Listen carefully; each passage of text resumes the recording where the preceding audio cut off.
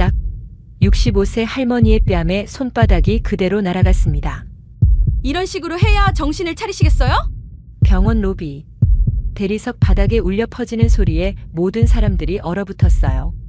환자 가족 40여 명과 병원 인증평가단 위원들이 지켜보는 한복판에서 벌어진 충격적인 장면이었습니다. 때린 사람은 명품 정장을 입은 40대 초반 여성 행정처장이었어요. 할머니. 9살 손녀가 울면서 달려왔지만 아무도 말리지 않았습니다. 모두 충격에 빠져 그 자리에 얼어붙은 거였어요. 이게 바로 현장 교육입니다. 가해자는 오히려 당당했어요. 마치 자신의 행동이 정당하다는 듯 고개를 들고 있었습니다. 하지만 그녀는 몰랐어요. 자신이 방금 때린 그 할머니가 누구의 장모인지를 말이죠. 그리고 이 모든 광경을 곧 알게 될 한 남자가 있다는 사실도 모르고 있었습니다. 여러분은 지금 어디서 이 이야기를 듣고 계신가요? 출퇴근길인가요? 아니면 집에서 편하게 쉬시면서 듣고 계신가요? 이야기 시작 전에 좋아요 한번 눌러주시고요. 댓글로 어디서 듣고 계신지 남겨주세요. 그럼 이제 이야기를 시작하겠습니다. 시간은 3주 전으로 거슬러 올라갑니다. 모든 것이 평범했던 그 시절로 말이에요. 서울 강남구에 위치한 중앙대학병원은 1200개 병상을 갖춘 대형 종합병원이었어요. 2015년 개원 이후 10년 동안 지역 주민들의 사랑을 받아온 곳이었습니다. 월요일 아침 6시부터 병원 곳곳에서는 하루가 시작되고 있었어요.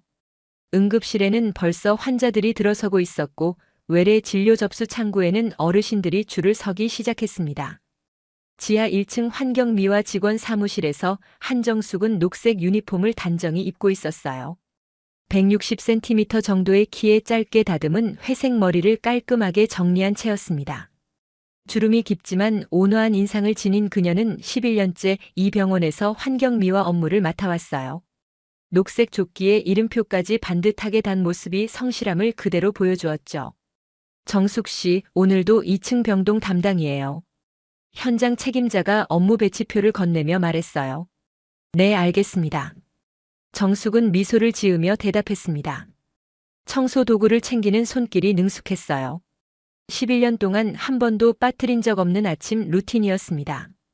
복도 청소부터 시작해서 화장실, 계단, 병실 앞까지 꼼꼼하게 청소하는 게 그녀의 방식이었어요. 정숙 언니, 어제 손녀 생일이었죠? 어땠어요? 옆에서 청소 도구를 정리하던 동료 미화원이 물었어요. 50대 중반의 박선영이었습니다. 응, 서연이가 정말 좋아하더라고. 케이크 보고 눈이 반짝반짝하던 모습이 아직도 눈에 선해. 정숙의 얼굴에 환한 미소가 번졌어요. 9살이 된 손녀 서연이는 그녀의 삶에서 가장 소중한 존재였습니다. 2층 병동으로 올라가는 계단을 오르면서 정숙은 허리를 한번 펴고 심호흡을 했어요. 요즘 허리가 자주 아팠지만 참을만 했습니다. 환자들을 위해 깨끗한 환경을 만드는 일이 보람있다고 생각하며 11년을 버텨왔거든요. 2층 복도는 아직 조용했어요. 병실에서는 환자들이 막 잠에서 깨어나는 시간이었습니다. 정숙은 복도 한쪽 끝에서부터 조심스럽게 걸레질을 시작했어요. 환자들이 미끄러지지 않도록 물기를 최대한 적게 하는 게 중요했습니다. 2층 병동은 주로 노인 환자들이 입원해 있는 곳이었어요. 정숙은 환자 한 분 한 분과 인사를 나누며 청소를 했습니다. 할머니, 오늘도 일찍 오셨네요. 고맙습니다. 2층 사호실에 입원 중인 80대 할머니가 반갑게 인사했어요. 아니에요. 제가 해야 할 일인걸요. 편히 쉬세요. 정숙은 따뜻하게 웃으며 대답했습니다. 오전 9시 청소를 마친 정숙은 잠시 직원 휴게실로 갔어요. 작은 컵에 보리차를 따라 마시며 잠깐 쉬는 시간이었습니다. 휴게실에는 다른 미화 직원 3명이 앉아 있었어요. 언니 들었어요? 이번에 병원 인증평가 나온대요. 막내 직원인 20대 후반의 김민지가 걱정스러운 표정으로 말했어요. 응, 나도 들었어. 3년마다 한 번씩 받는 거니까 괜찮을 거야. 정숙이 차분하게 대답했습니다. 근데 이번에 본부에서 새로 온 행정처장님이 엄청 까다롭다던데요. 준비 기간 동안 우리한테 일이 많이 늘어날 것 같아요. 선영이 한숨을 쉬며 말했어요. 실제로 일주일 전부터 병원 분위기가 달라지고 있었습니다. 각 부서마다 인증평가 준비로 바빠졌고 환경미화팀에도 추가 업무 지시가 내려오기 시작했어요. 오전 10시 본관 1층 로비에 한 무리의 사람들이 들어왔습니다. 맨 앞에 선 여성은 키가 167cm 정도로 검은색 맞춤 정장을 입고 있었어요. 명품 핸드백을 들고 구두를 신은 그녀의 모습은 주변과 확연히 대비되었습니다. 입술에는 진한 빨간 립스틱이 발려 있었고 하이힐 소리가 바닥에 딱딱 울렸죠. 행정처장 강미선 나왔습니다. 그 여성이 병원장 비서에게 명함을 건넸어요. 강미선이라고 적혀 있었습니다. 병원장은 급히 나와 허리를 숙였고 주변 직원들도 긴장한 표정으로 자리를 정리하기 시작했어요. 처장님 어서 오세요. 미리 연락 주셨으면 더 잘 준비했을 텐데요. 깜짝 점검이 의미가 있는 거죠. 평소 모습 그대로 보는 게 중요하거든요. 미선의 목소리는 차가웠어요. 41세인 그녀는 명문대를 나와 병원 행정 분야에서 승진 가도를 달리고 있는 인물이었습니다. 차가운 눈매와 얇은 입술이 특징이었고 표정 변화가 거의 없어 주변 사람들을 위축시키는 분위기를 풍겼어요. 전체적으로 병원 환경 상태를 점검하겠습니다. 병동부터 보죠. 미선은 날카로운 시선으로 로비를 둘러보았어요. 그녀의 시선이 머무는 곳마다 직원들이 움츠러들었죠. 환경미화 직원들도 마찬가지였습니다. 평소보다 더 꼼꼼하게 청소 도구를 정리하고 복도를 닦기 시작했어요. 미선은 1층 로비부터 시작해서 각 층을 돌며 점검을 시작했습니다.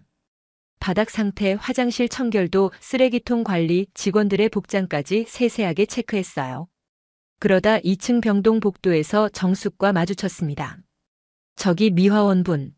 미선이 정숙을 불렀어요. 정숙은 걸레를 내려놓고 고개를 들어 그녀를 바라봤습니다. 유니폼 소매가 왜 이렇게 젖어 있죠? 그리고 청소도구 정리도 엉망이고요. 죄송합니다. 바로 정리하겠습니다. 정숙은 소매를 털고 청소도구를 다시 정돈하며 고개를 숙였어요. 사실 아침부터 계속 청소하다 보니 옷이 조금 젖은 것뿐이었는데 미선은 그것마저 문제 삼았습니다. 환경미화 직원이라면 외모 관리가 기본이에요. 환자들이 어떻게 생각하겠어요? 네, 앞으로 더 주의하겠습니다. 청소할 때 표정도 더 밝게 하세요.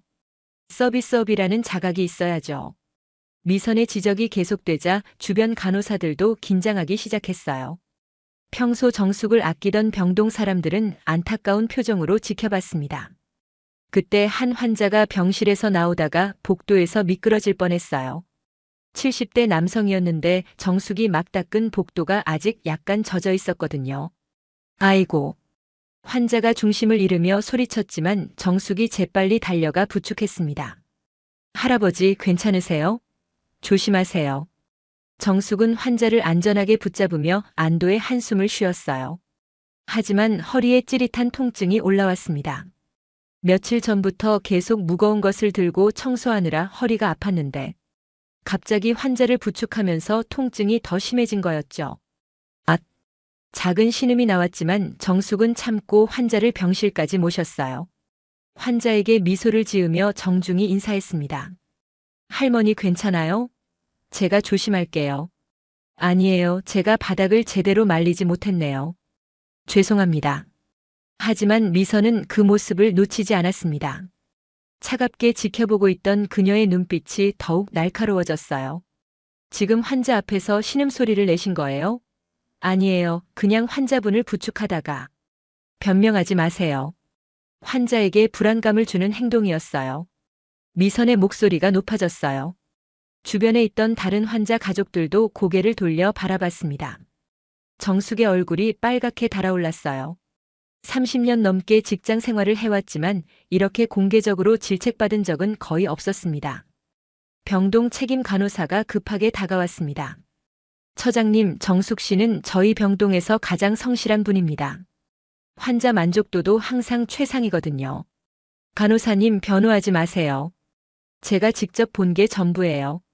미선은 손을 휘저으며 말했어요. 붉은 매니큐어가 칠해진 손톱이 번뜩였죠. 프로의식이 부족해요. 몸이 아프면 병가를 내든지 해야죠. 환자에게 이런 모습 보이는 게 말이 돼요? 처장님, 정숙 씨는 한 번도 결근한 적이 없어요. 정말 성실한 직원이라니까요. 성실함과 프로의식은 다른 문제예요. 기본도 안 되어 있는데 무슨 성실함이에요? 미선의 말에 정숙은 고개를 더 깊이 숙였습니다. 가슴이 답답하고 목이 메어왔어요. 평생 성실하게 살아온 자신이 이런 모욕을 받아야 하는 현실이 받아들여지지 않았습니다. 앞으로 직원 교육 제대로 시키세요. 이런 식으로 하면 인증평가에서 감점당할 거예요. 점검은 2시간 더 계속되었습니다. 미선은 각 병동 청소 상태부터 직원 휴게실, 창고, 지하 주차장까지 하나하나 체크하며 지적사항을 메모했어요. 직원들은 모두 위축된 표정으로 그녀를 따라다녔습니다. 전체적으로 관리 상태가 느슨해요. 특히 환경미화 직원 교육 부분은 심각하네요. 미선이 병원장에게 말했어요. 병원장은 땀을 흘리며 고개를 끄덕였습니다. 2주일 후에 본격적인 인증평가단이 올 예정입니다. 그때까지 지적사항 모두 개선해 놓으세요. 특히 직원들 서비스 교육 다시 하고요. 네, 알겠습니다. 바로 개선하겠습니다. 개선이 안 되면 병원 등급 조정도 검토해야죠. 미선의 마지막 말에 모든 직원들이 긴장했어요. 병원 등급이 내려가면 예산 삭감은 물론 구조 조정까지 위험해질 수 있거든요. 그럼 수고하세요. 미선이 하이힐을 딱딱 밟으며 나갔어요. 그 소리가 멀어지자 직원들은 서로 눈치를 보며 한숨을 내쉬었습니다. 정숙 언니 괜찮아요? 병동 간호사가 걱정스럽게 물었어요. 괜찮아요. 처장님 말씀이 맞아요. 제가 더 조심했어야죠. 정숙은 담담하게 대답했지만 마음속으론 상처받고 있었어요. 그래도 동료들 앞에서 약한 모습 보이고 싶지 않았습니다. 퇴근 시간이 되자 정숙은 허리를 살살 주무르며 직원 사무실로 갔어요. 사물함에서 개인 물건들을 꺼내는데 손이 떨렸습니다. 오늘 하루가 참 길게 느껴졌죠. 작은 거울을 보니 얼굴이 많이 지쳐 보였어요. 병원 앞 버스 정류장에서 정숙을 기다리고 있는 건 9살 손녀 서연이었습니다. 키가 작고 통통한 볼살이 있는 활발한 인상의 아이였어요. 반묶음 머리에 분홍색 꽃무늬 원피스를 입고 작은 가방을 메고 있었습니다. 학교가 끝나면 항상 할머니를 기다리는 게 서연이의 일과였어요. 할머니. 서연이가 달려와 정숙의 팔을 잡았어요. 정숙은 그제야 얼굴에 진짜 미소가 피어났습니다. 우리 서연이, 오늘 학교는 어땠어? 좋았어요. 할머니는 일하시느라 힘들었죠? 얼굴이 좀 안 좋아 보여요. 서연이는 9살이지만 관찰력이 뛰어난 아이였어요. 할머니의 작은 변화도 놓치지 않았습니다. 괜찮아. 할머니는 언제나 괜찮거든. 정말요? 그럼 다행이에요. 하지만 버스에 올라타면서도 정숙의 허리 통증은 계속되었어요. 서연이는 할머니 옆에 앉아 작은 손으로 할머니 등을 토닥였습니다. 할머니, 제가 안마해 드릴까요? 고마워. 우리 서연이가 최고야. 집으로 돌아가는 40분 동안 정숙은 창밖 풍경을 바라보며 생각에 잠겼어요. 내일도 모레도 이어질 일상이 조금은 무겁게 느껴졌습니다. 하지만 옆에 앉은 서연이의 따뜻한 손길이 그 무게를 덜어주고 있었어요. 그날 저녁 6시 정숙과 서연이는 집에 도착했습니다. 서울 강남구 대치동에 있는 30평 아파트였어요. 15년 전 딸 부부가 결혼하면서 마련한 집이었는데 지금은 정숙과 사위 그리고 손녀 셋이서 살고 있었습니다. 6년 전 교통사고로 딸을 잃은 후 정숙은 사위와 손녀를 돌보며 살아왔어요. 현관문을 열고 들어서니 거실이 조용했습니다. 사위는 아직 퇴근 전이었어요. 서연아, 손 씻고 숙제부터 하자. 네, 할머니. 서연이는 가방을 내려놓고 화장실로 갔어요. 정숙은 부엌으로 가서 저녁 준비를 시작했습니다. 냉장고에서 미리 손질해둔 채소와 고기를 꺼냈어요. 사위가 좋아하는 된장찌개를 끓이기로 했습니다. 7시 30분 현관문이 열리는 소리가 났어요. 사위 이준호가 퇴근한 거였습니다. 180cm의 키에 단단한 체격을 지닌 그는 43세였지만 30대처럼 보였어요. 짧게 깎은 머리와 곧은 자세가 군인 출신임을 한눈에 드러냈습니다. 검은색 정장을 입고 있었지만 넥타이는 이미 풀어져 있었어요. 다녀왔습니다. 준호의 목소리는 낮고 차분했어요. 과묵한 성격이지만 가족에게만큼은 따뜻함을 보이는 사람이었습니다. 어서 와요. 씻고 저녁 먹어요. 정숙이 부엌에서 나와 인사했어요. 준호는 정숙을 어머니라고 부르며 친어머니처럼 모셨습니다. 아빠. 서연이가 방에서 뛰어나와 아버지에게 안겼어요. 준호는 딸을 들어올리며 미소를 지었습니다. 우리 공주, 오늘 학교는 어땠어? 좋았어요. 선생님이 칭찬해 주셨어요. 그래. 역시 우리 딸이 최고야. 준호가 딸의 머리를 쓰다듬으며 말했어요. 저녁 식사는 조용하지만 따뜻했어요. 세 사람이 식탁에 둘러앉아 밥을 먹는 모습은 평범한 가족 그 자체였습니다. 정숙이 만든 된장찌개와 반찬들이 상에 가득했어요. 어머님, 오늘도 고생 많으셨어요. 준호가 정숙에게 말했어요. 그는 항상 장모에게 존댓말을 했고 깊은 존경심을 가지고 대했습니다. 아니에요. 당연한 일인걸요. 정숙은 미소를 지으며 대답했지만 오늘 있었던 일은 말하지 않았어요. 사위에게 걱정을 끼치고 싶지 않았거든요. 식사를 마친 후 준호는 서재로 들어갔어요. 책상 위에는 각종 서류들이 놓여 있었습니다. 국방부 특수전 자문위원으로 일하는 그는 집에서도 종종 자료를 검토했어요. 벽면에는 군 복무 시절 사진들이 걸려 있었습니다. 707 특임대 부대 마크가 선명한 사진들이었어요. 이준호는 20년 동안 특수부대에서 복무했습니다. 2005년 육사를 졸업하고 곧바로 707 특임대에 지원했어요.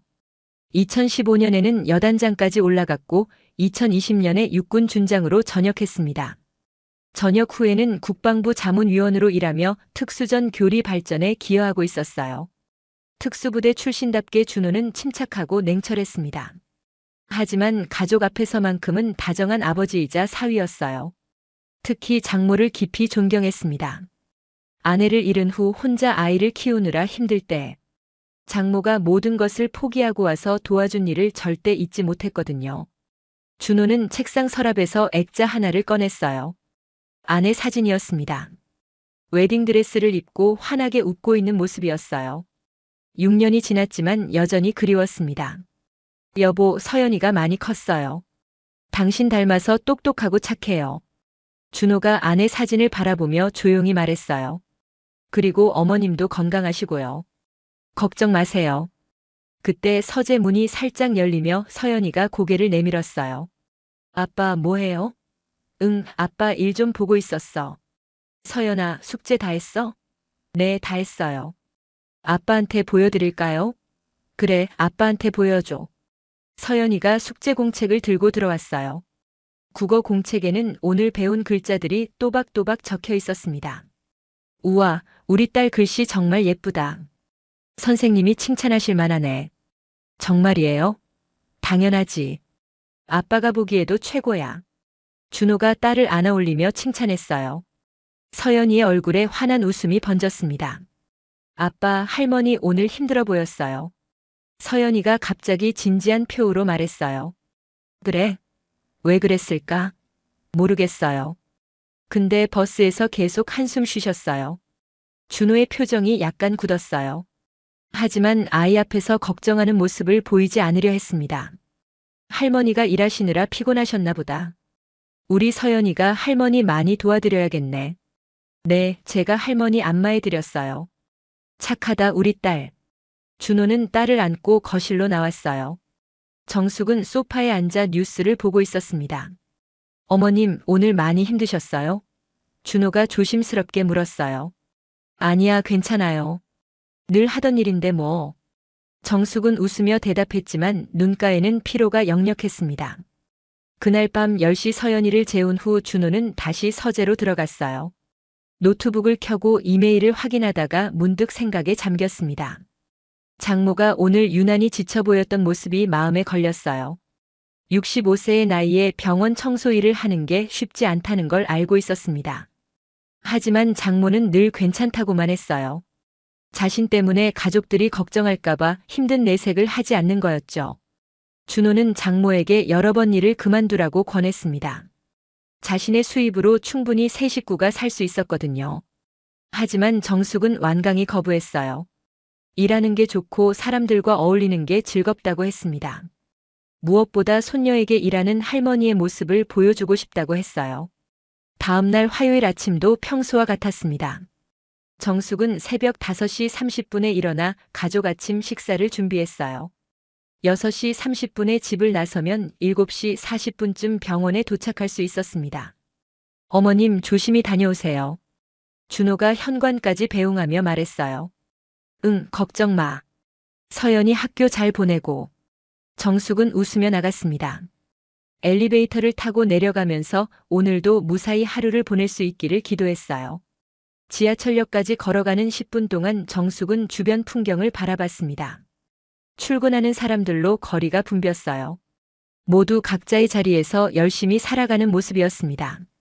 정숙도 그중 한 명이었어요.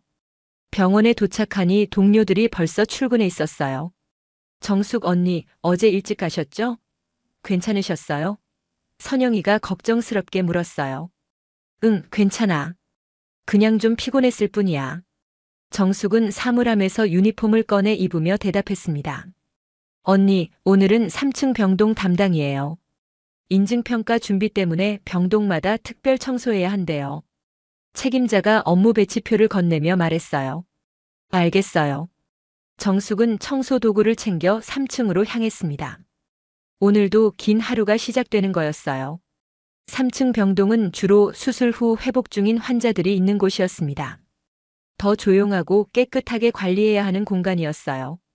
정숙은 평소보다 더 꼼꼼하게 청소를 시작했습니다. 복도 구석구석, 계단 난간, 화장실 타일까지 하나하나 신경 쓰며 닦았어요. 오전 10시쯤 정숙은 잠시 쉬려고 복도 끝 창가에 섰습니다. 창밖으로 서울 시내가 내려다 보였어요. 햇살이 따스했고 하늘은 맑았습니다. 이런 날씨에 일할 수 있다는 게 감사했어요. 정숙 씨. 뒤에서 누군가 불렀어요. 돌아보니 3층 병동 수간호사였습니다. 50대 중반의 친절한 분이었어요. 네, 수간호사님. 어제 행정처장님한테 혼났다면서요? 괜찮으세요? 수간호사의 걱정 어린 목소리에 정숙이 쑥스럽게 웃었어요. 괜찮아요. 제가 조심하면 되는 거니까요. 정숙 씨는 늘 그렇게 말씀하시네요. 너무 혼자 감당하려고 하지 마세요. 고맙습니다. 수간호사님. 두 사람이 잠시 이야기를 나누는 동안 복도 저쪽에서 익숙한 하이힐 소리가 들려왔어요. 정숙과 수간호사가 고개를 돌리자 강미선이 다가오고 있었습니다. 오늘도 완벽한 검은색 정장에 진한 빨간 립스틱이었어요. 그녀의 등장에 복도 분위기가 순식간에 긴장감으로 바뀌었습니다. 여기서 뭐하고 계세요? 미선의 날카로운 목소리가 복도에 울렸어요. 수간호사와 정숙이 동시에 고개를 숙였습니다. 잠시 업무 협조 사항을 논의하고 있었습니다. 수간호사가 대답했지만 미선의 표정은 차가웠어요. 업무 시간에 수다 떠는 것처럼 보이는데요. 환자들이 보고 있어요. 죄송합니다. 두 사람이 동시에 사과했어요. 미선은 만족스럽지 않은 표정으로 주변을 둘러보기 시작했습니다. 정숙이 청소한 복도를 천천히 걸으며 바닥 상태를 확인했어요. 구석에 먼지가 쌓인 곳을 발견하고는 손가락으로 가리켰습니다. 여기 보세요. 청소가 제대로 안 되어 있잖아요. 정숙이 급히 다가가 확인했어요. 창문 아래 구석진 곳이었는데 정말 먼지가 조금 쌓여 있었습니다. 죄송합니다. 바로 다시 청소하겠습니다. 바로가 아니라 처음부터 제대로 해야죠. 이렇게 일하면서 급여받을 자격이 있다고 생각하세요? 미선의 말에 정숙의 얼굴이 창백해졌어요. 주변에서 지나가던 환자 가족들이 고개를 돌려 쳐다봤습니다. 처장님, 정숙 씨는 정말 성실하게 일합니다. 한 번의 실수로. 수간호사가 중재하려 했지만 미선은 손을 들어 막았어요. 수간호사님은 병동 업무나 신경 쓰세요. 환경미화는 제 담당 영역이에요. 네, 알겠습니다. 수간호사는 미안하다는 눈빛으로 정숙을 바라본 후 물러났어요. 미선은 다시 정숙을 향해 돌아섰습니다. 오늘부터 매일 아침 6시까지 출근하세요. 인증평가 준비 기간 동안은 근무 시간을 늘려야겠어요. 6시요? 지금도 7시 40분에 출근하는데. 문제 있어요? 일 못하시겠으면 말씀하세요. 다른 사람 구하면 되니까. 미선의 협박에 정숙은 입을 다물 수밖에 없었어요. 아니에요. 하겠습니다. 그리고 앞으로 청소 구역도 확대할 거예요. 3층뿐만 아니라 4층 병동까지 담당하세요. 정숙의 눈이 커졌어요. 2개 층을 혼자 담당한다는 건 거의 불가능한 일이었습니다. 처장님, 그건 너무 무리예요. 한 사람이 2개 층을 감당하기는. 다른 직원들도 다 구역 늘어나요. 공평하게 하는 거니까 불만 없으시죠? 미선이 차갑게 말하며 돌아섰어요.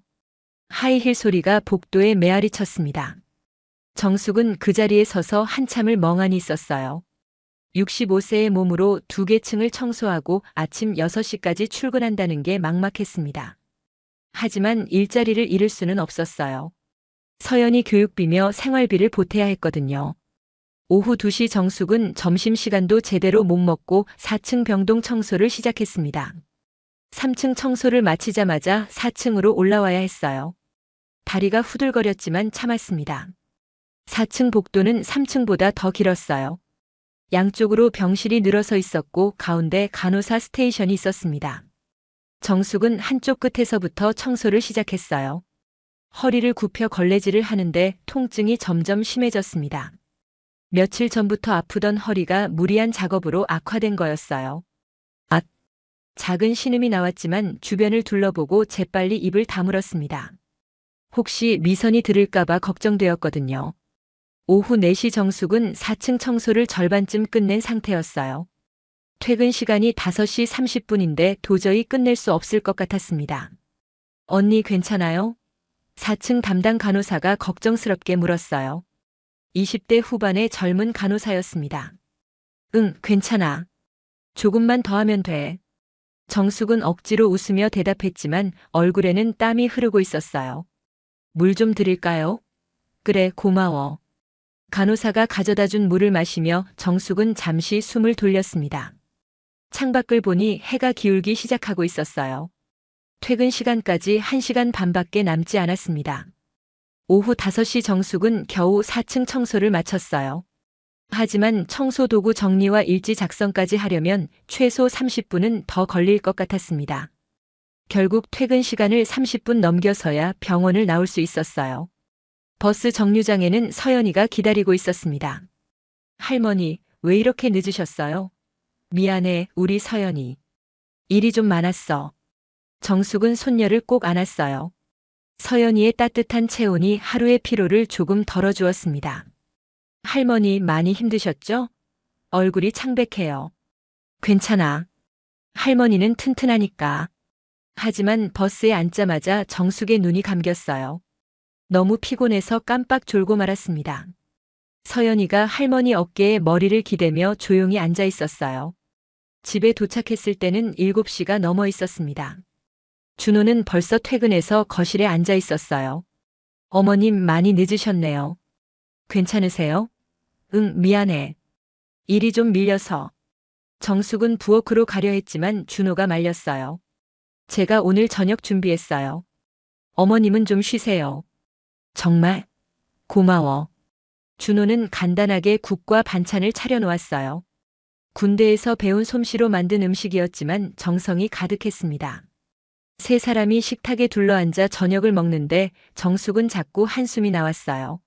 내일부터 새벽 6시에 출근해야 한다는 게 막막했습니다. 어머님 무슨 일 있으세요? 준호가 조심스럽게 물었어요. 아니야, 아무것도 아니야. 정숙은 고개를 저었지만 준호는 뭔가 이상하다고 느꼈습니다. 평소 밝던 장모의 표정이 오늘따라 어두웠거든요. 식사를 마친 후 준호는 서연이를 재우고 다시 거실로 나왔어요. 정숙은 소파에 앉아 TV를 보고 있었지만 멍하니 화면만 응시하고 있었습니다. 어머님 병원에서 무슨 일 있었어요? 준호가 옆에 앉으며 직접적으로 물었어요. 정숙은 잠시 망설이다가 한숨을 쉬었습니다. 사실은 말이야. 정숙은 오늘 있었던 일들을 조심스럽게 이야기하기 시작했어요. 행정처장의 지적, 늘어난 업무량, 그리고 새벽 출근까지 모든 것을 털어놓았습니다. 준호의 표정이 점점 굳어졌어요. 평소 감정을 잘 드러내지 않는 그였지만 지금은 분노가 치밀어 오르는 걸 느꼈습니다. 그건 너무하네요. 65세 어르신한테 새벽 출근에 2개 층 청소라니. 괜찮아. 나도 할 수 있어. 다른 직원들도 다 힘들잖아. 정숙은 오히려 준호를 진정시키려 했어요. 하지만 준호는 납득할 수 없었습니다. 어머님 그만두세요. 제 수입으로 충분히 살 수 있어요. 안 돼. 나는 일하고 싶어. 사람들과 어울리는 게 좋고 서연이한테도 일하는 할머니 모습 보여주고 싶단다. 정숙의 완고한 태도에 준호는 더 이상 말하지 못했어요. 그날 밤 준호는 잠을 이룰 수 없었습니다. 장모가 힘들어하는 모습이 머릿속에서 떠나지 않았어요. 20년 동안 특수부대에서 복무하며 수많은 어려움을 겪었지만 가족이 힘들어하는 모습만큼 견디기 어려운 건 없었습니다. 다음 날 수요일 새벽 5시 정숙은 알람 소리에 잠에서 깼어요. 평소보다 1시간 30분 일찍 일어나야 했습니다. 몸이 무거웠지만 억지로 일어났어요. 조용히 씻고 옷을 갈아입은 후 거실로 나왔는데 준호가 부엌에 서 있었습니다. 어머님, 아침 제가 준비했어요. 준호야, 왜 이렇게 일찍? 어머님 혼자 보낼 수 없어서요. 같이 드세요. 준호가 간단한 아침 식사를 차려놓았어요. 밥과 국 그리고 김치 몇 가지였지만 정성이 담겨 있었습니다. 두 사람은 조용히 아침을 먹었어요. 새벽 공기가 차가웠고 밖은 아직 어두웠습니다. 5시 40분 정숙이 집을 나서려 할 때 준호가 말했어요. 어머님 힘들면 언제든 말씀하세요. 제가 도와드릴게요. 고마워 준호야. 정숙은 사위의 손을 꼭 잡았습니다. 든든한 사위가 있다는 게 큰 위안이 되었어요.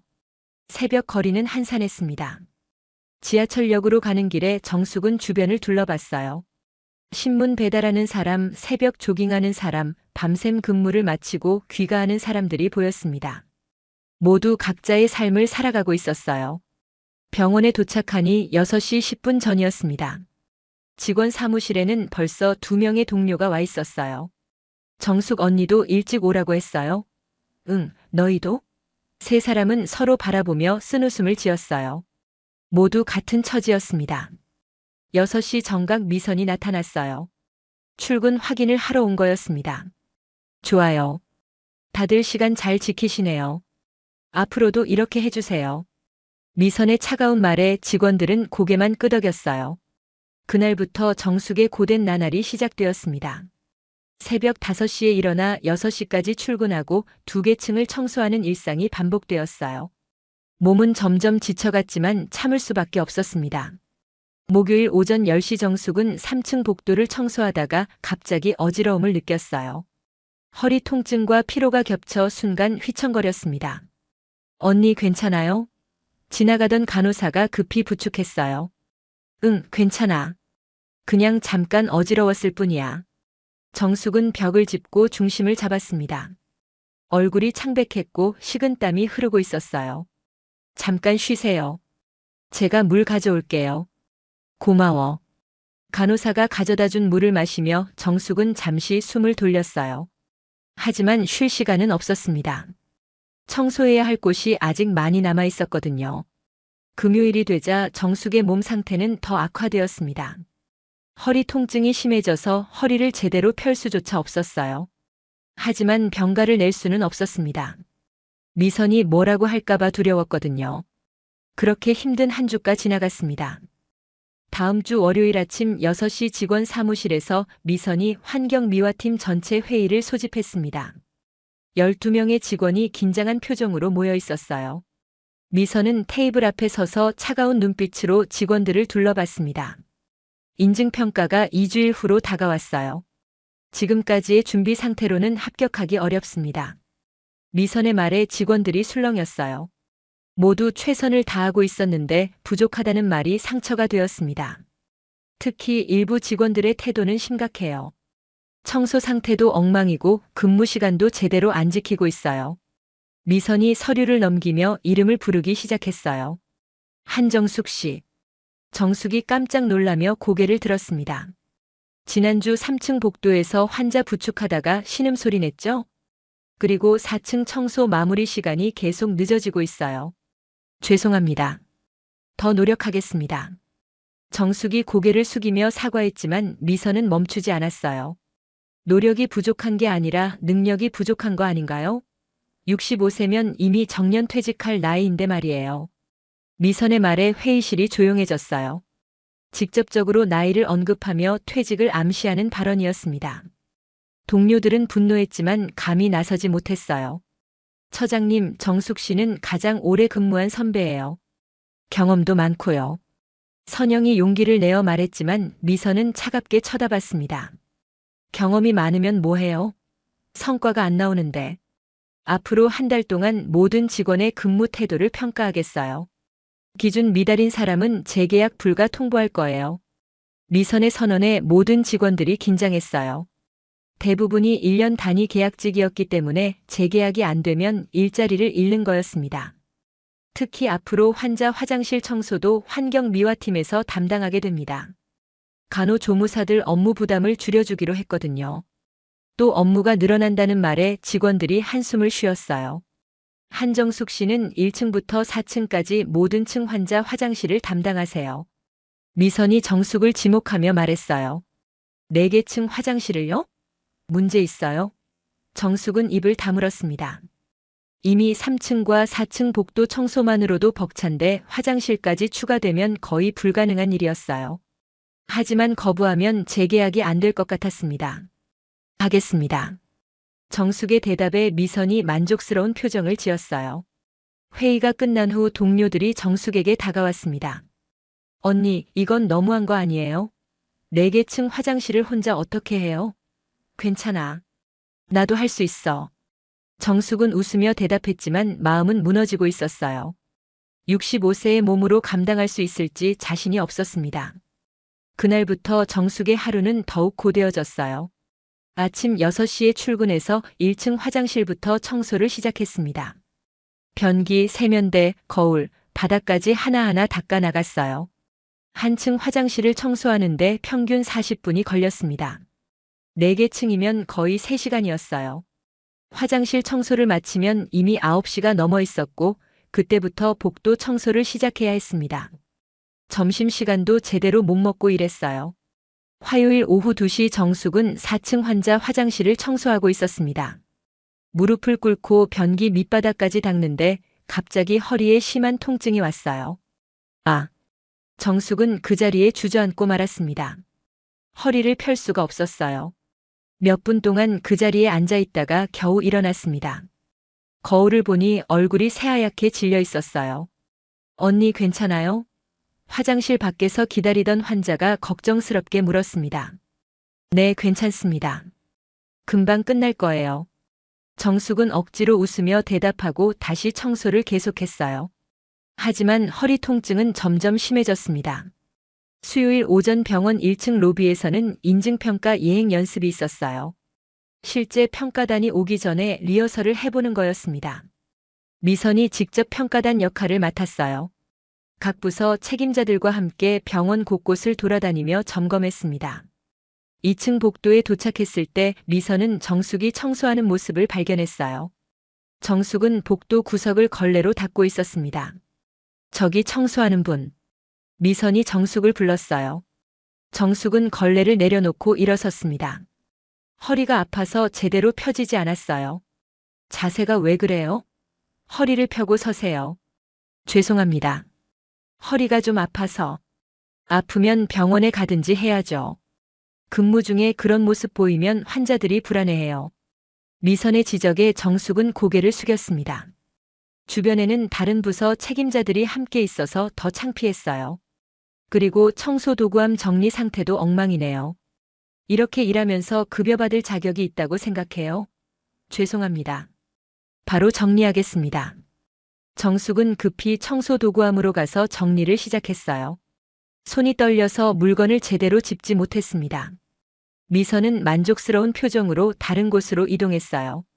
뒤에 남은 부서 책임자들이 정숙을 동정 어린 눈빛으로 바라봤습니다. 목요일 오후 정숙은 직원 휴게실에서 잠깐 쉬고 있었어요.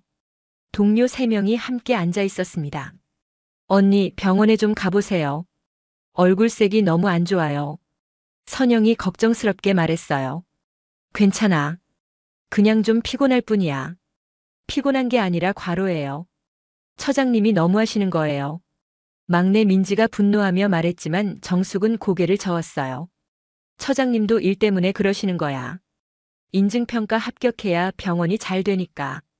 언니는 왜 늘 그렇게 참기만 해요? 화를 내야 할 때는 내야죠. 나이가 많으니까 더 조심해야지. 함부로 했다가 일자리 잃으면 어떡해. 정숙의 말에 동료들은 더 이상 할 말이 없었어요. 모두 정숙의 처지를 이해했기 때문입니다. 그때 휴게실 문이 열리며 미선이 들어왔어요. 지금 휴게 시간이에요? 네, 점심시간입니다. 선영이 대답했지만 미선은 차갑게 쳐다봤습니다. 인증평가 준비 기간에는 휴게실 사용을 자제해 주세요. 밥은 빨리 먹고 바로 일터로 가야죠. 미선의 말에 직원들이 서로 바라봤어요. 점심시간도 제대로 쉴 수 없다는 얘기였습니다. 그리고 한정숙 씨. 네. 오늘 1층 화장실 청소 상태 확인했는데 거울에 물때가 남아있더라고요. 다시 가서 청소하세요. 지금요? 지금이요. 밥은 나중에 드세요. 정숙은 먹다 만밥을 놓고 일어섰습니다. 배가 고팠지만 어쩔 수 없었어요. 금요일 저녁 정숙이 집에 돌아왔을 때는 8시가 넘어 있었습니다. 일이 끝나지 않아서 2시간이나 초과 근무를 한 거였어요. 준호와 서연이는 거실에서 저녁을 먹고 있었습니다. 어머님, 왜 이렇게 늦으셨어요? 일이 많아서 늦었어. 정숙은 힘없이 소파에 앉았어요. 얼굴이 핏기 없이 창백했고 눈 밑에는 짙은 다크서클이 생겨 있었습니다. 할머니 괜찮아요? 서연이가 다가와 할머니 손을 잡았어요. 손이 차갑게 식어 있었습니다. 괜찮아. 우리 서연이. 할머니 좀 피곤할 뿐이야. 준호는 장모의 상태가 심상치 않다는 걸 알았어요. 일주일 전보다 훨씬 더 지쳐 보였습니다. 어머님 병원에 가보세요. 검진 좀 받으세요. 아니야, 괜찮아. 그냥 좀 쉬면 돼. 정숙은 완강히 거부했어요. 병원에 갈 시간도 없었고 병원비도 아까웠습니다. 그날 밤 준호는 잠들지 못하고 거실로 나왔어요. 서재로 가서 노트북을 켰습니다. 화면에는 병원 홈페이지가 떠 있었어요. 준호는 직원 소개 페이지에서 강미선을 찾았습니다. 행정처장 강미선 명문대 병원 행정학과 졸업 병원 경영 효율화 전문가라고 소개되어 있었어요. 준호는 그녀의 사진을 오래 바라봤습니다. 차가운 눈빛과 얇은 입술이 인상적이었어요. 이 사람이 장모를 괴롭히고 있구나. 준호는 주먹을 꽉 쥐었습니다. 20년 동안 특수부대에서 훈련받으며 감정을 억제하는 법을 배웠지만 지금은 참기 어려웠어요. 하지만 아직은 때가 아니었습니다. 조급하게 움직이면 오히려 장모에게 피해가 갈 수 있었어요. 증거를 모으고 정확한 타이밍을 기다려야 했습니다. 다음 주 월요일 아침 정숙이 출근했을 때 직원 게시판에 새로운 공지가 붙어 있었어요. 근무평가 항목 공지라는 제목이었습니다. 미선이 만든 평가표였어요. 청소 품질, 근무 시간 준수, 복장 상태, 태도 등 10가지 항목이 나열되어 있었습니다. 매주 금요일마다 각 직원을 평가해서 점수를 매긴다고 적혀 있었어요. 정숙은 그 공지를 보며 한숨을 쉬었습니다. 또 다른 압박이 시작되는 거였어요. 화요일 오후 정숙은 3층 화장실을 청소하다가 갑자기 어지러움을 느꼈습니다. 시야가 흐릿해지고 다리에 힘이 풀렸어요. 벽을 짚고 간신히 중심을 잡았습니다. 숨을 크게 들이쉬며 정신을 차리려 했어요. 언니 괜찮아요? 화장실 밖에서 간호사가 걱정스럽게 물었습니다. 네, 괜찮습니다. 하지만 정숙의 목소리는 떨리고 있었어요. 얼굴에서는 식은땀이 흐르고 있었습니다. 병원에 가보세요. 정말 안 좋아 보여요. 괜찮아요. 일 끝나면 쉴 거예요. 정숙은 억지로 웃으며 대답하고 다시 청소를 계속했어요. 하지만 몸은 정직했습니다. 한계에 다다르고 있었어요. 그렇게 힘든 2주일이 흘러갔습니다. 인증평가 당일인 목요일 아침 병원 전체가 긴장감에 휩싸였습니다. 오전 9시에 평가단이 도착할 예정이었어요. 정숙은 새벽 5시 30분에 출근해서 모든 화장실과 복도를 다시 한번 점검했습니다. 몸은 천근만근이었지만 오늘만큼은 완벽하게 해내고 싶었어요. 8시 30분 병원 1층 로비에는 병원장을 비롯한 모든 간부들이 모여 있었습니다. 미선도 완벽한 검은색 정장에 진한 빨간 립스틱을 바르고 서 있었어요. 오늘은 그녀의 능력을 증명할 중요한 날이었습니다. 모두들 긴장 푸시고 평소처럼 행동하세요. 평가단은 자연스러운 모습을 보려고 하니까요. 병원장이 직원들에게 당부했어요. 9시 정각 평가단 5명이 병원에 도착했습니다. 50대에서 60대로 보이는 전문가들이었어요. 하얀 가운을 입고 서류 가방을 든 모습이 엄숙했습니다. 환영합니다. 중앙대학병원에 오신 것을 환영합니다. 병원장이 정중히 인사했어요. 평가단장이 고개를 끄덕이며 악수를 나눴습니다. 그럼 바로 시작하겠습니다. 먼저 시설 환경부터 보죠. 평가단은 병원장과 미선의 안내를 받으며 각 층을 돌아다니기 시작했어요. 복도 상태, 병실 청결도, 화장실 관리까지 세세하게 확인했습니다. 1층부터 4층까지 모든 곳을 점검하는데 2시간이 걸렸어요. 정숙은 3층 복도에서 평가단이 지나갈 때 조용히 비켜섰습니다. 평가단원 한 명이 복도 바닥을 보며 고개를 끄덕였어요. 청결 상태가 양호하네요. 미선이 만족스러운 미소를 지었습니다. 저희가 특별히 신경 쓰는 부분입니다. 11시 30분 평가단은 1층 로비로 돌아왔어요. 이제 환자 및 보호자 인터뷰 시간이었습니다. 로비에는 미리 준비된 의자들이 놓여 있었고 10여 명의 환자 가족들이 앉아 있었어요. 병원 측에서 선별한 만족도 높은 환자 가족들이었습니다. 인터뷰가 진행되는 동안 미선은 긴장한 표정으로 지켜봤어요. 모든 것이 계획대로 흘러가고 있었습니다. 정오가 되자 평가단은 점심 식사를 위해 병원 식당으로 이동했어요. 오후 1시 30분에 재개될 예정이었습니다. 정숙도 잠시 쉬려고 직원 휴게실로 갔어요. 하지만 앉자마자 미선이 들어왔습니다. 한정숙 씨, 지금 쉴 때가 아니에요. 4층 화장실 한 번 더 점검하세요. 지금요? 평가단이 오후에 다시 확인할 수도 있어요. 빨리 가세요. 정숙은 점심도 못 먹고 4층으로 올라갔어요. 배가 고팠지만 참을 수밖에 없었습니다. 화장실을 다시 한번 꼼꼼하게 청소하고 내려오니 이미 1시가 넘어 있었어요. 오후 1시 30분 평가단이 다시 모였습니다. 이번에는 직원 인터뷰와 서류 검토 시간이었어요. 병원장실에서 각 부서 책임자들이 차례로 불려 들어갔습니다. 오후 3시 모든 평가가 끝났어요. 평가단장이 임시 결과를 발표하기 위해 1층 로비에 다시 모였습니다. 병원 직원 50여 명이 로비에 모여 결과를 기다리고 있었어요. 정숙도 멀찍이 서서 지켜보고 있었습니다. 전체적으로 우수한 관리 상태를 보여주셨습니다. 평가단장이 말하자 박수가 터져 나왔어요.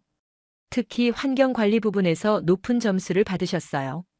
청결도와 직원들의 성실한 태도가 인상적이었습니다. 더 큰 박수가 쏟아졌어요. 미선은 만족스러운 표정으로 고개를 끄덕였습니다. 자신의 관리가 성과를 낸 거였어요. 최종 결과는 2주일 후에 공문으로 발표하겠습니다. 수고하셨습니다. 평가단이 병원을 떠나자 직원들은 안도의 한숨을 쉬었어요. 긴장감이 풀리면서 여기저기서 웃음소리가 들렸습니다. 미선은 병원장에게 다가갔어요. 원장님, 좋은 결과 나올 것 같습니다. 처장님 덕분입니다. 수고 많으셨어요. 두 사람이 악수를 나누는 모습을 보며 정숙은 조용히 자리를 떴어요. 이제 일상 업무로 돌아갈 시간이었습니다. 오후 4시 정숙은 1층 화장실을 청소하고 있었어요. 평가는 끝났지만 일은 계속되었습니다. 무릎을 꿇고 변기를 닦는데 갑자기 허리에 격심한 통증이 왔어요. 정숙은 그 자리에 주저앉았습니다. 숨을 쉴 수가 없을 정도로 아팠어요. 몇 분 동안 그 자리에서 꼼짝도 못하고 있었습니다. 언니 괜찮아요? 화장실에 들어온 간호사가 깜짝 놀라며 물었어요. 괜찮아. 그냥 잠깐. 정숙은 벽을 짚고 천천히 일어났습니다. 얼굴이 새하얗게 질려 있었어요. 병원에 가봐요. 이건 정말 심각해 보여요. 괜찮아. 일 끝나고 쉬면 돼. 정숙은 고집스럽게 거부하고 다시 청소를 계속하려 했어요. 하지만 손에 힘이 들어가지 않았습니다. 청소 도구를 들려고 하는데 손가락이 떨렸어요. 그때 화장실 문이 열리며 미선이 들어왔습니다. 지금 뭐 하는 거예요? 미선의 차가운 목소리에 정숙이 깜짝 놀라며 돌아봤어요. 청소하고 있습니다. 청소요? 바닥에 주저앉아서요? 환자들이 보면 어떻게 생각하겠어요? 죄송합니다. 허리가 좀 아파서. 아프면 집에 가든지 해야죠. 왜 근무 시간에 이러고 있어요? 미선의 목소리가 점점 높아졌어요. 화장실 밖에서 기다리던 환자 가족 2명이 안을 들여다봤습니다. 오늘 평가 잘 끝났으니까 이제 느슨해지는 거예요? 아니에요. 그냥 잠깐. 변명하지 마세요. 오늘 하루 당신 때문에 얼마나 신경 쓰였는지 알아요? 미선이 정숙에게 다가섰어요. 화난 표정이 얼굴에 가득했습니다. 정숙은 뒤로 물러서며 벽에 등을 기댔어요. 평가단 올 때까지는 열심히 하는 척하더니 이제 본색 드러내는 거죠? 미선의 말에 정숙은 고개를 저었습니다. 아니에요. 저는 항상 최선을 다했어요. 최선이요? 이게 최선이에요? 미선이 바닥에 떨어진 청소 도구를 가리키며 소리쳤어요. 화장실 밖에서는 이제 67명의 사람들이 모여들었습니다. 무슨 일인지 구경하려는 거였어요. 처장님, 정숙 씨는 정말 열심히 일했어요. 오늘 점심도 못 먹고. 화장실 밖에서 아까 그 간호사가 말했지만 미선은 듣지 않았어요. 점심을 못 먹은 게 자랑이에요? 시간 관리를 못한 거죠.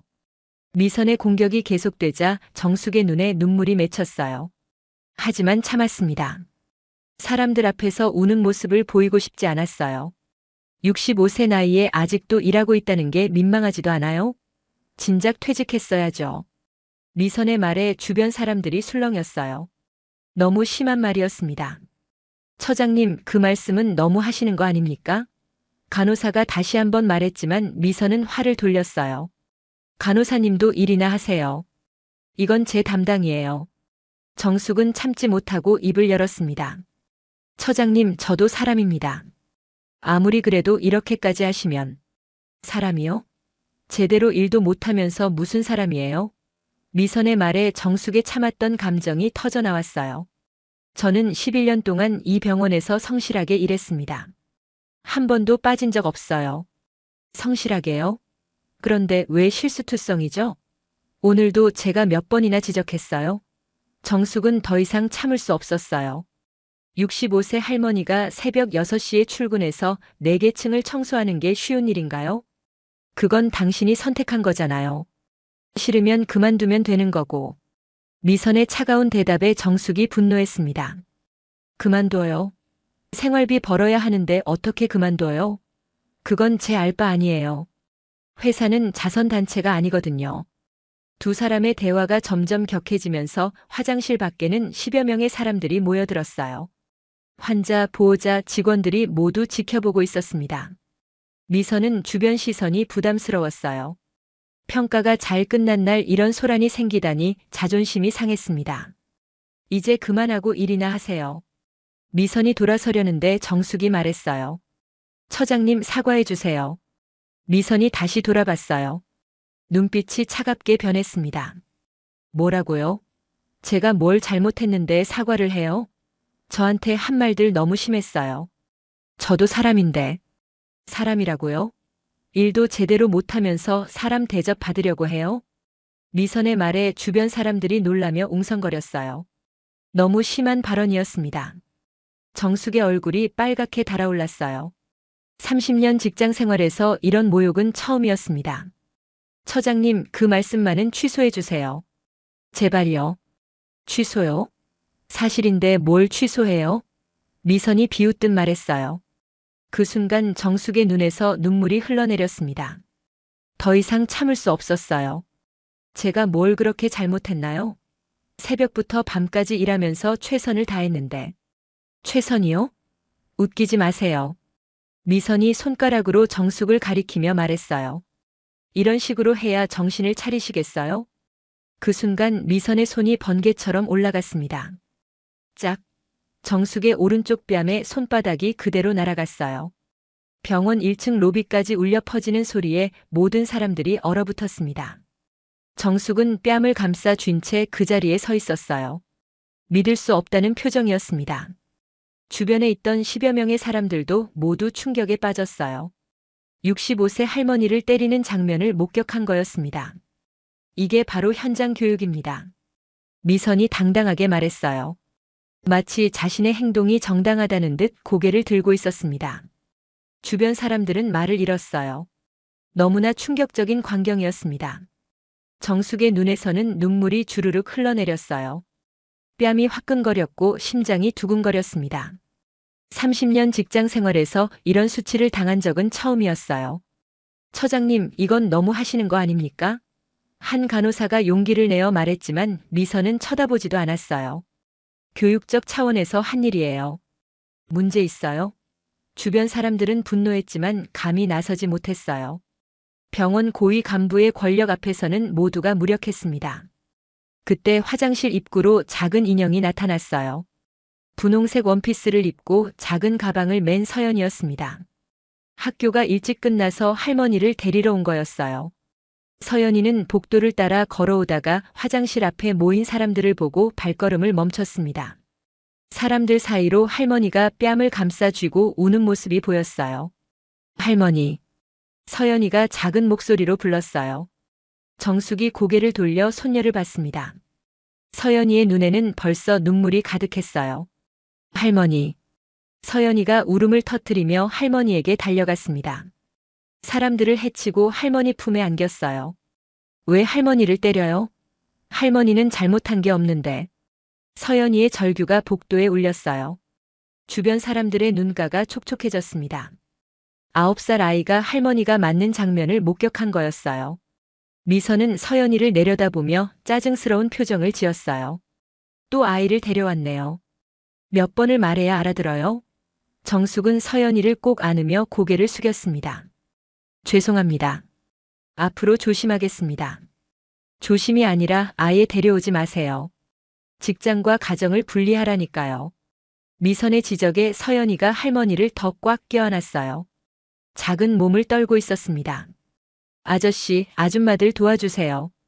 서연이가 주변 사람들을 향해 외쳤어요. 할머니가 맞았어요. 하지만 사람들은 어찌할 바를 모르며 서 있을 뿐이었습니다. 미선의 권력 앞에서는 아무도 감히 나서지 못했어요. 정숙은 서연이를 달래려 했지만 목소리가 나오지 않았어요. 목이 메어서 말을 할 수가 없었습니다. 무엇보다 손녀가 이 모든 걸 지켜보고 있다는 사실이 가슴을 아프게 했어요. 이제 알겠죠? 앞으로 이런 일 없도록 하세요. 미선이 마지막으로 경고하고 화장실을 나갔어요. 하이힐 소리가 복도에 울리며 멀어져 갔습니다. 주변 사람들도 하나둘 흩어졌어요. 도와주고 싶었지만 어떻게 해야 할지 몰랐던 거였습니다. 화장실에는 정숙과 서연이만 남았어요. 할머니는 손녀를 안고 조용히 울었습니다. 서연이도 할머니 품에서 함께 울었어요. 오후 5시 병원 주차장 한쪽에 검은색 세단이 조용히 들어섰습니다. 차에서 내린 사람은 이준호였습니다. 오늘은 오후 회의가 일찍 끝나서 평소보다 2시간 일찍 퇴근한 거였어요. 180cm의 키에 검은색 정장을 입은 그는 병원 입구로 걸어가고 있었습니다. 장모를 집까지 태워다 드리려고 온 거였어요. 요즘 장모의 상태가 너무 안 좋아 보여서 걱정이 되었거든요. 병원 로비를 지나 직원 사무실로 가는 복도를 걷는데 저쪽에서 사람들이 웅성거리는 소리가 들렸습니다. 준호는 발걸음을 멈추고 귀를 기울였어요. 저 할머니 진짜 불쌍하다. 처장이 너무 심한 거 아니야? 맞아. 공개적으로 때리다니. 그것도 9살 손녀 앞에서. 준호의 표정이 굳었어요. 할머니? 9살 손녀? 불길한 예감이 들었습니다. 준호는 사람들이 흩어지는 쪽으로 걸어갔어요. 화장실 앞에 도착했을 때 안에서 울음소리가 들렸습니다. 익숙한 목소리였어요. 서연이의 울음소리였습니다. 준호는 급히 화장실 안으로 들어갔어요. 정숙이 서연이를 안고 바닥에 주저앉아 있었습니다. 두 사람 모두 울고 있었어요. 어머님. 준호의 낮은 목소리에 정숙이 고개를 들었습니다. 눈이 퉁퉁 부어 있었고 오른쪽 뺨이 빨갛게 부어올라 있었어요. 준호야. 정숙은 사위를 보자 더 큰 눈물을 쏟았습니다. 아빠. 서연이가 아버지를 보고 달려왔어요. 준호는 딸을 안아 올렸습니다. 작은 몸이 심하게 떨리고 있었어요. 무슨 일이에요? 준호가 조용히 물었지만 목소리에는 분노가 깔려 있었습니다. 아무것도 아니야. 그냥. 정숙이 얼버무리려 했지만 서연이가 먼저 말했어요. 할머니가 나쁜 아줌마한테 맞았어요. 뺨을 맞았다고요. 준호의 눈빛이 차갑게 변했어요. 하지만 감정을 드러내지는 않았습니다. 20년 동안 특수부대에서 훈련받으며 배운 자제력이었어요. 누가 그랬어요? 행정처장이요. 미선이라는 사람. 서연이가 떨리는 목소리로 대답했어요. 준호는 딸을 내려놓고 장모를 일으켰습니다. 어머님, 일단 집에 가요. 준호야, 미안해. 내가 잘못해서. 어머님 잘못 아니에요. 가요. 준호는 장모의 팔을 부축하며 화장실을 나왔어요. 복도에는 아직 몇몇 사람들이 남아서 수군거리고 있었습니다. 준호를 보자 사람들이 조용해졌어요. 그의 분위기가 심상치 않았거든요. 주차장으로 가는 동안 준호는 한마디도 하지 않았습니다. 정숙과 서연이를 차에 태우고 조용히 운전을 시작했어요. 차 안은 정적이 흘렀습니다. 서연이만 가끔 흐느끼는 소리를 냈어요. 집에 도착해서도 준호는 침착했습니다. 어머님, 일단 좀 쉬세요. 제가 저녁 준비할게요. 고마워, 준호야. 정숙은 방으로 들어가 문을 닫았어요. 혼자 있고 싶었습니다. 준호는 서연이를 거실 소파에 앉혔어요. 딸의 눈가를 닦아주며 조용히 물었습니다. 서연아, 아빠한테 정확히 무슨 일이 있었는지 말해줄 수 있어? 서연이는 잠시 망설이다가 오늘 본 모든 것을 이야기하기 시작했어요. 강미선이 할머니에게 소리를 지른 것, 사람들 앞에서 모욕을 준 것, 그리고 뺨을 때린 것까지 모든 걸 말했습니다. 9살 아이의 목소리는 떨리고 있었지만 또렷하게 증언했어요. 준호는 딸의 이야기를 들으며 주먹을 꽉 쥐었습니다. 손등에 핏줄이 붉어져 나왔어요. 하지만 표정은 변하지 않았습니다. 딸 앞에서 분노를 드러낼 수 없었거든요. 서연아, 잘 말해줘서 고마워. 아빠가 해결할게. 정말요? 할머니 도와줄 수 있어요? 물론이지. 아빠가 약속할게. 준호가 딸을 꼭 안아주었어요. 작은 몸이 아빠 품에서 조금씩 진정되어 갔습니다. 저녁 6시 준호는 간단하게 식사를 준비했어요. 하지만 세 사람 모두 제대로 먹지 못했습니다. 정숙은 방에서 나오지 않았고 서연이는 입맛이 없었어요. 준호도 마찬가지였습니다. 식사를 마친 후 준호는 서연이를 재웠어요. 평소보다 일찍 잠자리에 들게 했습니다. 오늘 충격이 컸으니 푹 쉬어야 했어요. 서연아, 내일부터는 학교 끝나고 집에서 기다려. 할머니 병원에 데리러 가지 말고. 왜요? 할머니 혼자 오시면 위험한데. 아빠가 모시고 올게. 당분간은 그렇게 하자. 알겠어요. 서연이가 고개를 끄덕였어요. 아빠를 믿는 눈빛이었습니다. 밤 8시 서연이를 재운 후 준호는 서재로 들어갔어요. 책상에 앉아 노트북을 켰습니다. 먼저 병원 홈페이지에서 강미선의 정보를 확인했어요. 행정처장 강미선 41세 명문대 병원행정학과 졸업 병원 경영 효율화 전문가라는 소개가 있었습니다. 준호는 그녀의 사진을 확대해서 봤어요. 차가운 눈매와 얇은 입술이 인상적이었습니다. 이 사람이구나. 준호는 휴대폰을 꺼내 전화를 걸었어요. 첫 번째 전화는 707 특임대 시절 함께 근무했던 후배에게였습니다. 나야. 지금 통화 가능해? 형님, 물론이죠. 무슨 일이세요? 후배의 목소리가 밝았어요. 현재 보안업체를 운영하고 있는 30대 후반의 전역 군인이었습니다. 부탁이 하나 있어. 병원 CCTV 영상 좀 확보할 수 있어? 어느 병원인데요? 중앙대학병원. 오늘 오후 3시에서 4시 사이 1층 화장실 앞 영상이 필요해. 후배는 잠시 침묵했어요. 형님, 무슨 일 있으세요? 목소리가 심상치 않은데. 장모님이 병원 직원한테 폭행당했어. 뭐라고요? 후배의 목소리가 높아졌습니다. 조용히 처리하고 싶어. 도와줄 수 있어? 당연하죠. 내일 아침까지 확보해 드릴게요. 고맙다. 준호는 전화를 끊고 두 번째 전화를 걸었어요. 이번에는 법무법인에서 일하는 전우였습니다. 역시 707 특임대 출신이었어요. 형님, 오랜만입니다. 무슨 일로 연락하셨어요? 법률 자문이 필요해. 직장 내 폭행 사건인데. 변호사는 즉시 진지해졌어요. 자세히 말씀해 주세요. 준호는 오늘 있었던 일을 간략하게 설명했습니다. 65세 장모가 병원 행정처장에게 공개적으로 폭행당한 사실을 말했어요. 그건 명백한 폭행죄입니다. 게다가 직장 내 괴롭힘도 성립되고요. 고소 가능해? 물론입니다. 증거만 확보되면 충분히 승소할 수 있어요. 증거는 내가 확보할게. 법적 절차 준비해줘. 알겠습니다. 내일 사무실로 오시죠. 준호는 세 번째 전화를 걸었어요. 이번에는 국방부에서 함께 일하는 동료였습니다. 707 출신은 아니었지만 신뢰할 수 있는 사람이었어요. 준호 형, 무슨 일이에요? 이 시간에 전화하시다니. 병원 내부 정보가 필요해. 어느 병원이요? 중앙대학병원.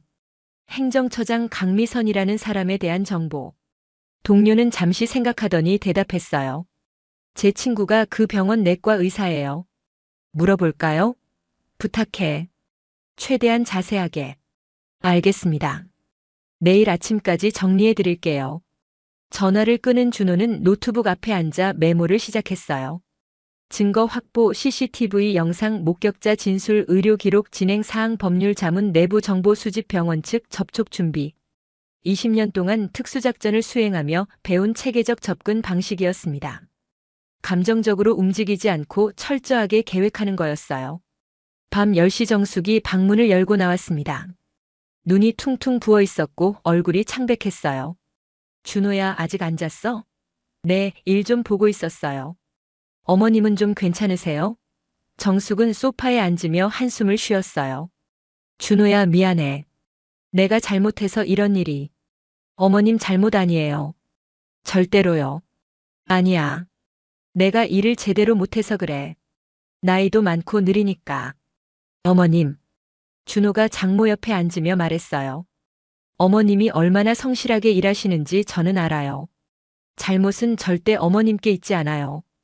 정숙의 눈에서 다시 눈물이 흘렀어요. 하지만 오늘 일은 내 탓이야. 화를 냈으니까. 그래서 맞은 거야. 준호의 주먹이 꽉 쥐어졌습니다. 하지만 목소리는 차분하게 유지했어요. 어머님, 누구도 다른 사람을 때릴 권리는 없어요. 이유가 무엇이든 폭력은 정당화될 수 없어요. 정숙은 고개를 저었습니다. 하지만 준호야, 이 일로 소란 피우고 싶지 않아. 그냥 조용히 지나갔으면 좋겠어. 어머님 뜻은 존중해요. 하지만 최소한의 조치는 필요해요. 무슨 조치?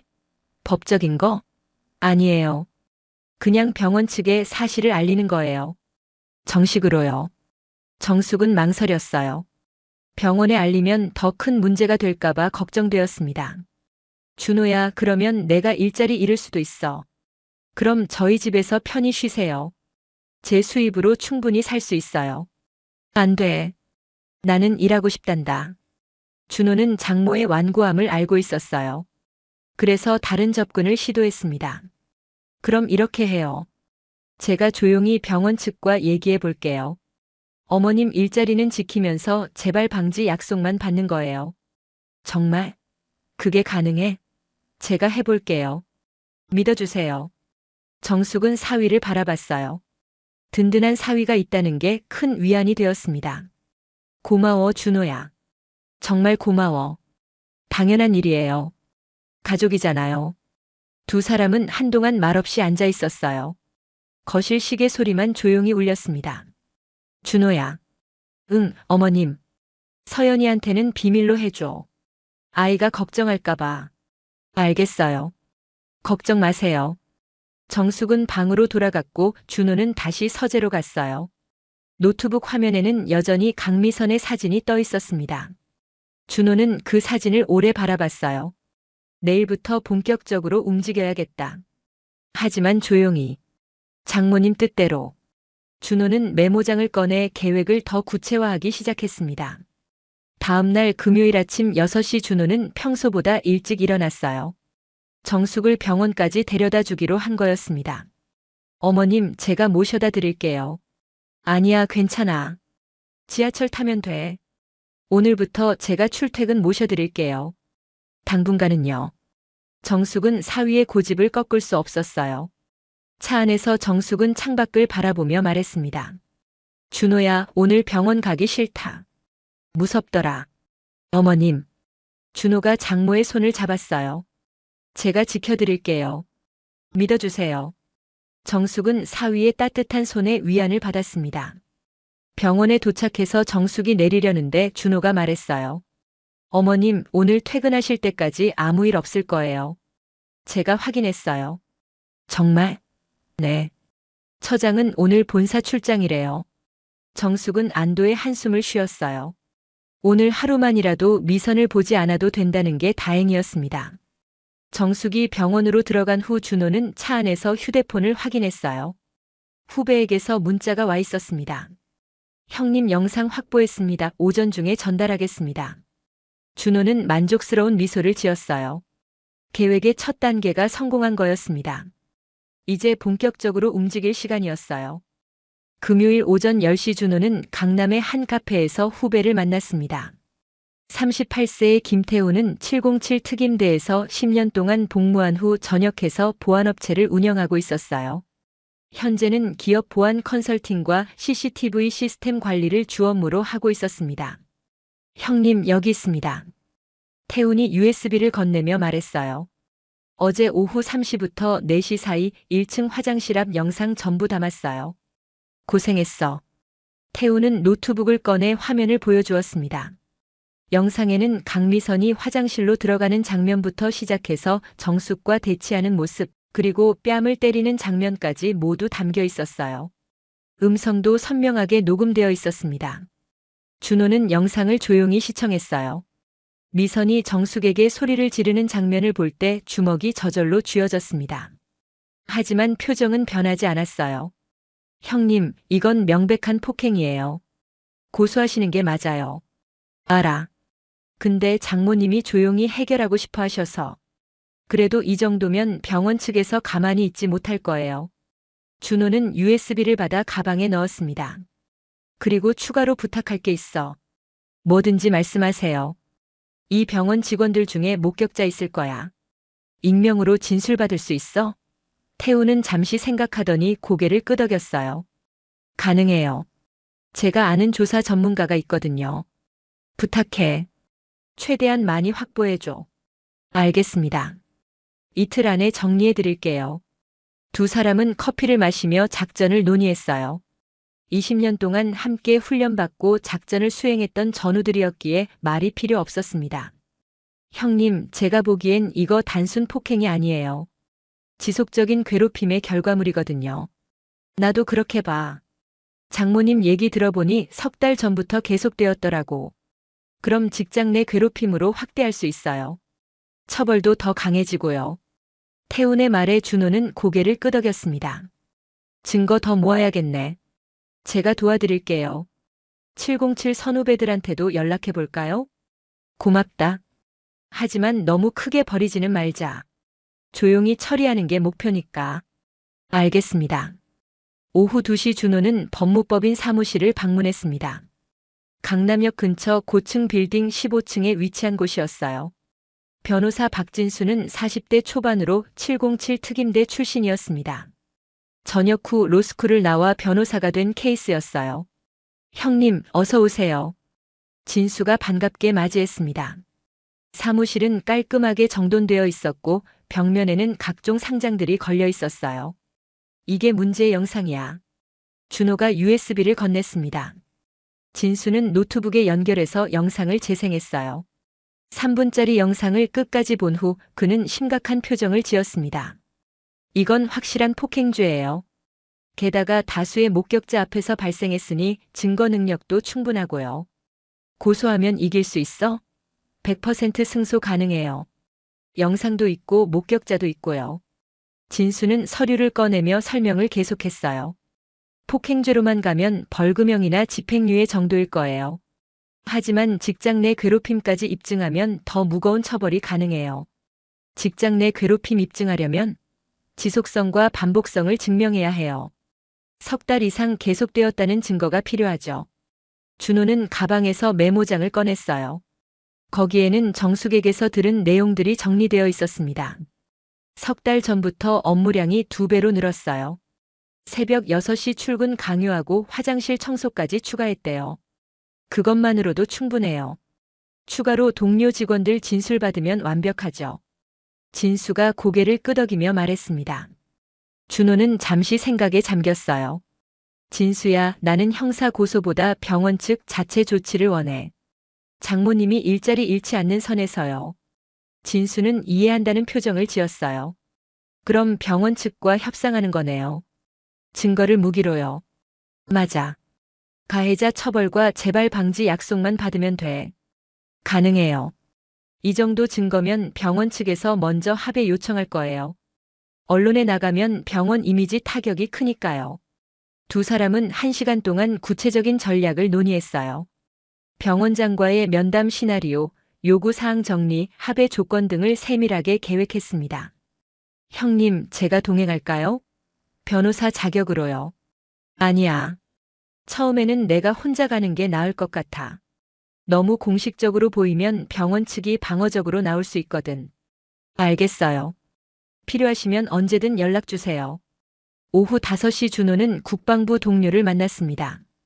광화문의 한 음식점에서였어요. 40대 중반의 이상우는 국방부 정책실에서 근무하고 있었습니다.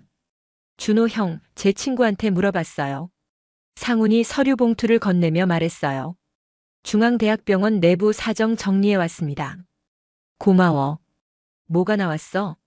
강미선 행정처장에 대한 평가가 엇갈려요. 능력은 인정받지만 인간성은 최악이래요. 준호는 서류를 펼쳐봤어요. 거기에는 강미선의 경력과 함께 병원 내부 평가가 정리되어 있었습니다. 지난 2년 동안 그녀 밑에서 일한 직원 15명 중 8명이 그만뒀대요. 모두 괴롭힘 때문이었고요. 그 정도야? 네. 근데 능력이 워낙 뛰어나서 병원장이 눈 감아준 거래요. 인증평가도 그녀 주도로 통과했고요. 상우는 추가 자료를 꺼냈어요. 그리고 이거 보세요. 작년에도 비슷한 사건이 있었대요. 환경미화 직원한테 폭언해서 그분이 정신과 치료받았다고요. 증거 있어? 그때는 쉬쉬하고 넘어갔대요. 피해자가 고령이라 소송 못할 거라고 판단했던 것 같아요. 준호의 표정이 더욱 굳어졌습니다. 상습범이구나. 맞아요. 그래서 이번에 제대로 처리하셔야 해요. 준호는 서류를 가방에 넣으며 고개를 끄덕였어요. 상훈아, 내 친구한테 고맙다고 전해줘. 제가 전할게요. 그리고 형님 도움 필요하면 언제든 연락 주세요. 국방부 인맥 동원할 수도 있어요. 고맙다. 필요하면 연락할게. 저녁 7시 준호는 집으로 돌아가는 길에 병원 앞에 들렀어요. 정숙을 태우러 온 거였습니다. 어머님, 오늘 어떠셨어요? 괜찮았어. 처장님이 출장 가셔서 편했단다. 준호는 장모가 조금 밝아진 얼굴을 보며 안심했어요. 차 안에서 준호가 조심스럽게 물었습니다. 어머님, 혹시 다른 직원분들도 처장한테 비슷한 일 겪으셨어요? 그럼. 다들 힘들어해. 특히 나이 많은 직원들은 더하지. 누가 제일 심하게 당했어요? 작년에 그만둔 김순자 씨가 제일 심했어. 우울증까지 왔다고 하더라. 그분 연락처 알아요? 응, 알아. 가끔 연락하거든. 준호는 메모를 했어요. 또 다른 피해자의 존재를 확인한 거였습니다. 토요일 아침 준호는 일찍 일어나 서재로 갔어요. 책상 위에는 지난 이틀 동안 모은 자료들이 쌓여 있었습니다. CCTV 영상, USB 목격자 진술서, 초안병원 내부 자료, 법률 자문 의견서, 이전 피해자 정보. 준호는 이 자료들을 정리하기 시작했어요. 하나의 파일로 만들어서 병원장에게 제출할 계획이었습니다. 오전 10시 태훈에게서 전화가 왔어요. 형님, 목격자 진술 5건 확보했어요. 모두 익명 처리했고요. 고생했어. 이메일로 보내줘. 알겠습니다. 그리고 형님, 추가 정보 하나 더 있어요. 뭔데? 그 처장 다음 달 승진 대상자래요. 이번 인증평가 성공으로 본부 이사 자리 노리고 있대요. 준호는 미소를 지었어요. 그럼 더 급한 건 병원 측이겠네. 맞아요. 스캔들 터지면 승진 물 건너가니까요. 오후 2시 준호는 모든 자료를 정리 완료했어요. 총 40페이지짜리 보고서였습니다. 제목은 직장 내 괴롭힘 및 폭행 사건 조사 보고서였어요. 차례대로 사건 개요, 증거 자료, 목격자 진술, 법률 검토, 이전 사례, 요구 사항이 정리되어 있었습니다. 마지막 페이지의 요구 사항에는 3가지가 적혀 있었어요. 1. 가해자 강미선 즉시 직위 해제 및 징계. 2. 피해자 한정숙 보호 및 근무 환경 개선. 3. 재발 방지 대책 수립 및 시행. 준호는 보고서를 다시 한번 검토했습니다. 빠진 게 없는지 확인하고 USB에 저장했어요. 이제 병원장과 면담할 준비가 끝난 거였습니다. 일요일 오후 준호는 정숙과 서연이를 데리고 공원에 갔어요. 정숙의 기분 전환을 위해서였습니다. 세 사람은 산책로를 따라 천천히 걸었어요. 할머니, 기분 좀 나아지셨어요? 서연이가 할머니 손을 잡으며 물었습니다. 응, 우리 서연이 덕분에 많이 나아졌어. 정숙은 손녀를 보며 미소 지었어요. 아이의 순수한 미소가 위안이 되었습니다. 벤치에 앉아 쉬면서 준호가 말했어요. 어머님, 내일 병원장님께 말씀드리려고 해요. 준호야, 그러면 일 못하게 될까봐 걱정돼. 걱정 마세요. 제가 어머님 일자리는 꼭 지켜드릴게요. 정말? 네. 약속드려요. 정숙은 사위를 믿기로 했어요. 이제까지 준호가 한 약속을 어긴 적이 없었으니까요. 월요일 아침 준호는 정장을 차려입고 병원으로 향했습니다. 가방 안에는 USB와 보고서가 들어있었어요. 오전 9시 병원 원장실 비서에게 전화를 걸었습니다. 안녕하세요. 원장님과 면담 약속을 잡고 싶은데요. 어떤 용건이신가요? 중요한 내부 문제에 대해 논의하고 싶습니다. 한정숙 씨 가족입니다. 비서는 잠시 망설이다가 대답했어요. 잠시만 기다려주세요. 2분 후 비서에게서 연락이 왔습니다. 오늘 오후 2시에 시간 되시나요? 가능합니다. 그럼 그때 뵙겠습니다. 준호는 전화를 끊고 시계를 봤어요. 5시간 후였습니다.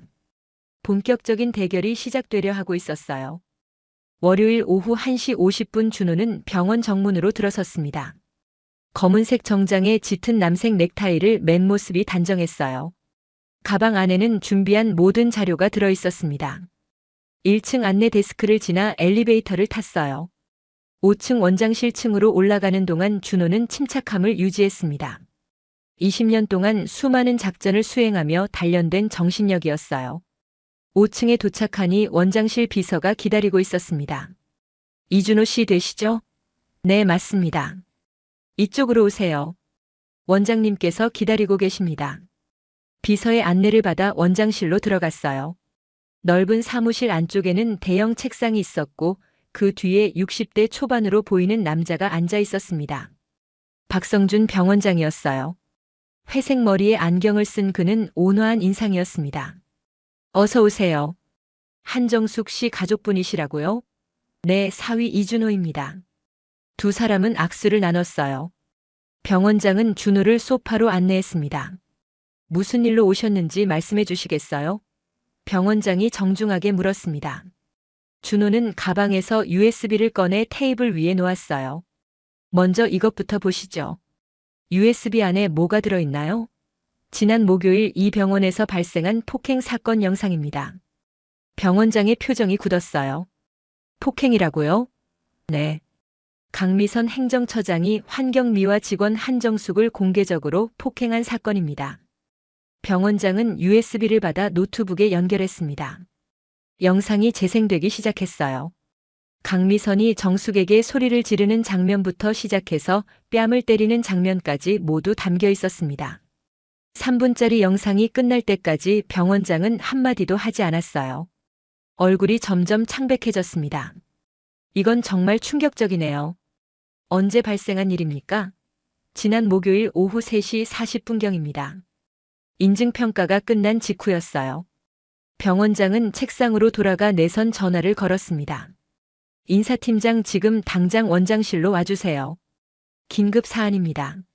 잠시 후 50대 중반의 남자가 들어왔어요. 인사팀장 최철수였습니다. 원장님 무슨 일이십니까? 이것 좀 보세요. 병원장이 영상을 다시 재생했습니다. 인사팀장은 영상을 보며 놀란 표정을 지었어요. 이건 정말 심각한데요. 왜 보고가 안 올라왔죠? 그게 문제입니다. 준호가 가방에서 서류를 꺼냈어요. 40페이지짜리 보고서였습니다. 이것도 함께 검토해 주세요. 병원장이 보고서를 받아 펼쳐봤습니다. 목차를 보자 표정이 더욱 심각해졌어요. 직장 내 괴롭힘이라고요? 네. 석 달 전부터 지속적으로 있었던 일입니다. 인사팀장도 보고서를 함께 봤어요. 페이지를 넘기며 내용을 확인했습니다. 이전 피해자도 있었다는데 사실입니까? 작년에 김순자 씨 케이스가 있었습니다. 정신과 치료까지 받으셨어요. 인사팀장의 얼굴이 창백해졌어요. 그 사건은 저도 몰랐습니다. 쉬쉬하고 넘어간 것 같은데요. 병원장이 보고서를 끝까지 읽는데 10분이 걸렸습니다. 마지막 페이지의 요구사항을 보고는 한숨을 쉬었어요. 이준호 씨, 이 사건을 어떻게 처리하기를 원하십니까? 요구사항에 적힌 대로입니다. 가해자 징계, 피해자 보호, 재발 방지 대책입니다.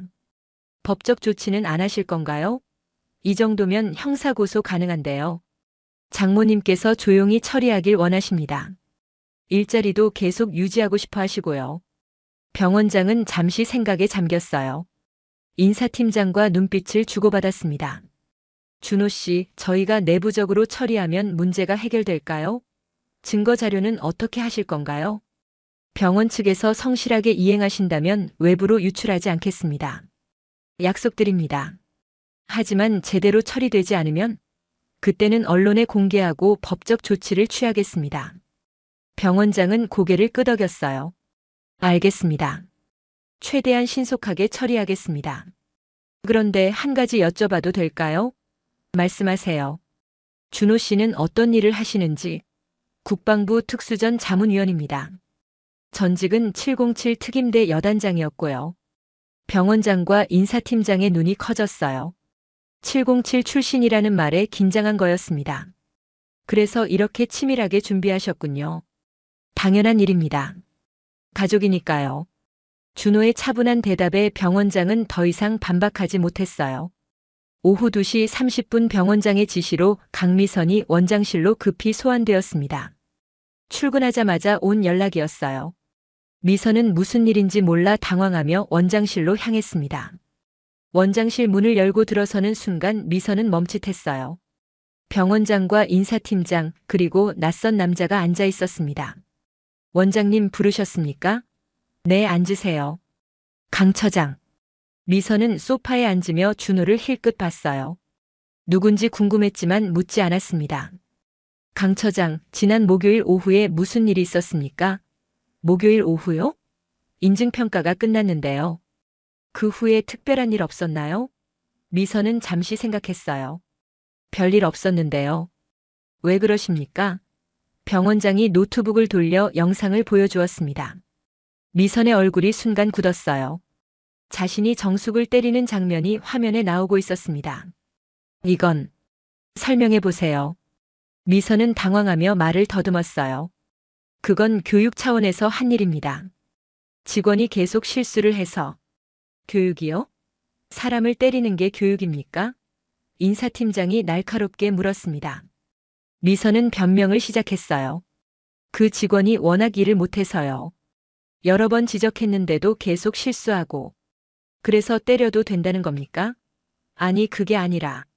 미선이 말을 잇지 못하는 사이 준호가 입을 열었습니다. 강 처장님, 저는 한정숙 씨의 사위 이준호입니다. 미선이 준호를 쳐다봤어요. 눈빛이 흔들렸습니다. 저분이 회장님 장모라는 거 아셨나요? 병원장이 물었지만 미선은 모른다고 대답했어요. 몰랐습니다. 알았으면 그러지 않았을 텐데. 아는 것과 모르는 것이 중요한 게 아닙니다. 어떤 경우에도 폭력은 정당화될 수 없어요. 준호의 차분한 목소리에 미선은 말을 잃었습니다. 병원장이 보고서를 펼쳤어요. 강 처장, 이전에도 비슷한 사례가 있었다고 하던데. 사실입니까? 작년에 김순자 씨 케이스 말씀이시죠? 미선은 잠시 침묵했어요. 그건 다른 사안입니다. 다른 사안이요? 똑같이 직원을 괴롭혀서 그만두게 만든 거 아닙니까? 그분이 스스로 그만둔 거예요. 제가 강요한 적 없어요. 인사팀장이 내선 전화를 걸었습니다. 김순자 씨 연락처 찾아서 보내주세요. 잠시 후 팩스로 서류가 들어왔어요. 김순자의 진술서였습니다. 준호가 미리 받아둔 거였어요. 여기 보면 작년 6월부터 9월까지 지속적인 괴롭힘이 있었다고 나와 있는데요.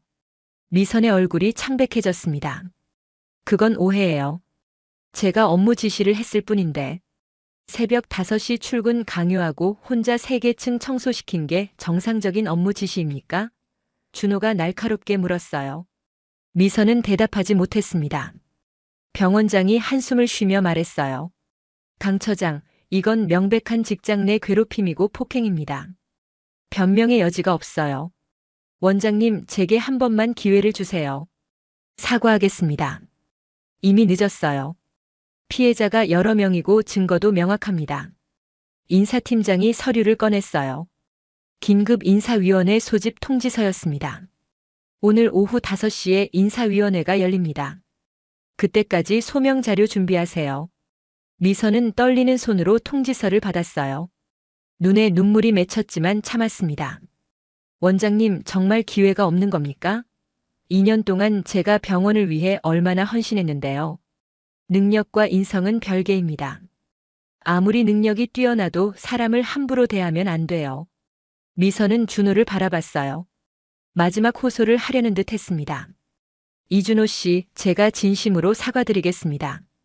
합의해 주시면 안 될까요? 저는 합의할 권한이 없습니다. 결정은 장모님께서 하셔야죠. 그럼 장모님께 연락해 주실 수 있나요? 제가 직접 사과드리고 싶어요. 준호는 고개를 저었습니다. 지금은 안 됩니다. 장모님께서 처장님을 보고 싶어 하지 않으세요. 미선은 절망했어요. 모든 것이 끝났다는 걸 깨달은 거였습니다. 강 처장, 일단 오늘은 퇴근하세요. 인사위원회 결과는 내일 통보하겠습니다. 병원장의 말에 미선은 비틀거리며 일어났어요. 원장실을 나가는 그녀의 뒷모습이 초라해 보였습니다. 미선이 나간 후 병원장이 준호에게 말했어요. 이준호 씨, 저희가 최선을 다해 처리하겠습니다. 한정숙 씨께는 정식으로 사과드리고 싶은데 언제 시간 되시나요? 내일 오전에 제가 모시고 오겠습니다. 알겠습니다. 그리고 재발 방지 대책도 조속히 마련하겠어요. 오후 5시 인사위원회가 열렸습니다. 병원장을 비롯한 5명의 위원이 참석했어요. 강미선도 소명 기회를 얻어 참석했습니다. 회의는 2시간 동안 진행되었어요. 증거 영상을 검토하고 목격자 진술을 확인했습니다. 미선은 계속 사과하고 반성한다고 말했지만 위원들의 표정은 차가웠어요. 오후 7시 회의가 끝났습니다. 결과는 만장일치였어요. 강미선 행정처장 즉시 직위 해제 및 징계위원회 회부. 징계 수위는 해고가 권고되었습니다. 미선은 그 자리에서 주저앉았어요. 2년 동안 쌓아온 모든 것이 무너지는 순간이었습니다. 그날 저녁 준호는 집에 돌아와 정숙에게 모든 것을 보고했어요. 어머님, 처장은 내일부터 출근 정지됩니다. 징계위원회에서 최종 결정 나면 해고될 거예요. 정말? 그럼 나는? 어머님은 계속 일하실 수 있어요. 병원장님께서 정식으로 사과하고 싶어 하세요. 정숙은 안도의 한숨을 쉬었어요. 일자리를 지킬 수 있다는 게 가장 큰 안심이었습니다. 준호야, 정말 고마워. 나 혼자서는 절대 못했을 일이야. 당연한 일이에요. 가족이잖아요. 두 사람은 오랫동안 말없이 앉아 있었어요. 힘들었던 시간이 드디어 끝나가고 있었습니다. 화요일 아침 10시 준호는 정숙을 모시고 병원 원장실을 다시 방문했습니다. 정숙은 긴장한 표정이었지만 사위가 옆에 있어 마음이 든든했어요. 원장실 문을 열고 들어서자 박성준 병원장이 일어나 맞이했습니다. 한정숙 씨, 어서 오세요. 정숙은 어색하게 인사했어요. 11년 동안 병원에서 일했지만 원장실에 온 건 처음이었습니다. 먼저 정식으로 사과드립니다. 병원장이 깊숙이 고개를 숙였어요. 90도 각도로 10초 동안 유지한 사과였습니다. 저희 병원에서 이런 일이 발생한 것에 대해 책임을 통감합니다. 원장님, 고개 드세요. 정숙이 당황하며 말했습니다. 60대 할머니가 병원장의 사과를 받는다는 게 어색했어요. 한정숙 씨께서 그동안 얼마나 힘드셨을지 짐작이 갑니다. 진심으로 미안합니다. 괜찮습니다. 이제 다 지난 일이에요. 정숙의 너그러운 대답에 병원장은 더욱 미안한 표정을 지었어요. 앞으로 이런 일이 재발하지 않도록 여러 가지 대책을 마련했습니다. 병원장이 서류를 꺼내 보여주었습니다. 재발 방지 대책이라는 제목의 문서였어요. 첫째, 직장 내 괴롭힘 신고센터를 설치하겠습니다. 외부 전문가가 운영하고 익명 신고가 가능합니다. 둘째, 전 직원 대상 인권 교육을 의무화하겠습니다. 분기마다 한 번씩 실시할 예정이에요. 셋째, 환경미화 직원들의 근무 환경을 개선하겠습니다. 업무량 재조정하고 휴게 시간도 보장하겠어요. 넷째, 직원 고충 처리 위원회를 신설하겠습니다. 매월 한 번씩 회의를 열어 직원들의 목소리를 듣겠습니다. 병원장의 설명을 듣던 정숙의 눈가가 촉촉해졌어요. 11년 만에 처음으로 자신들의 목소리가 반영되는 거였습니다.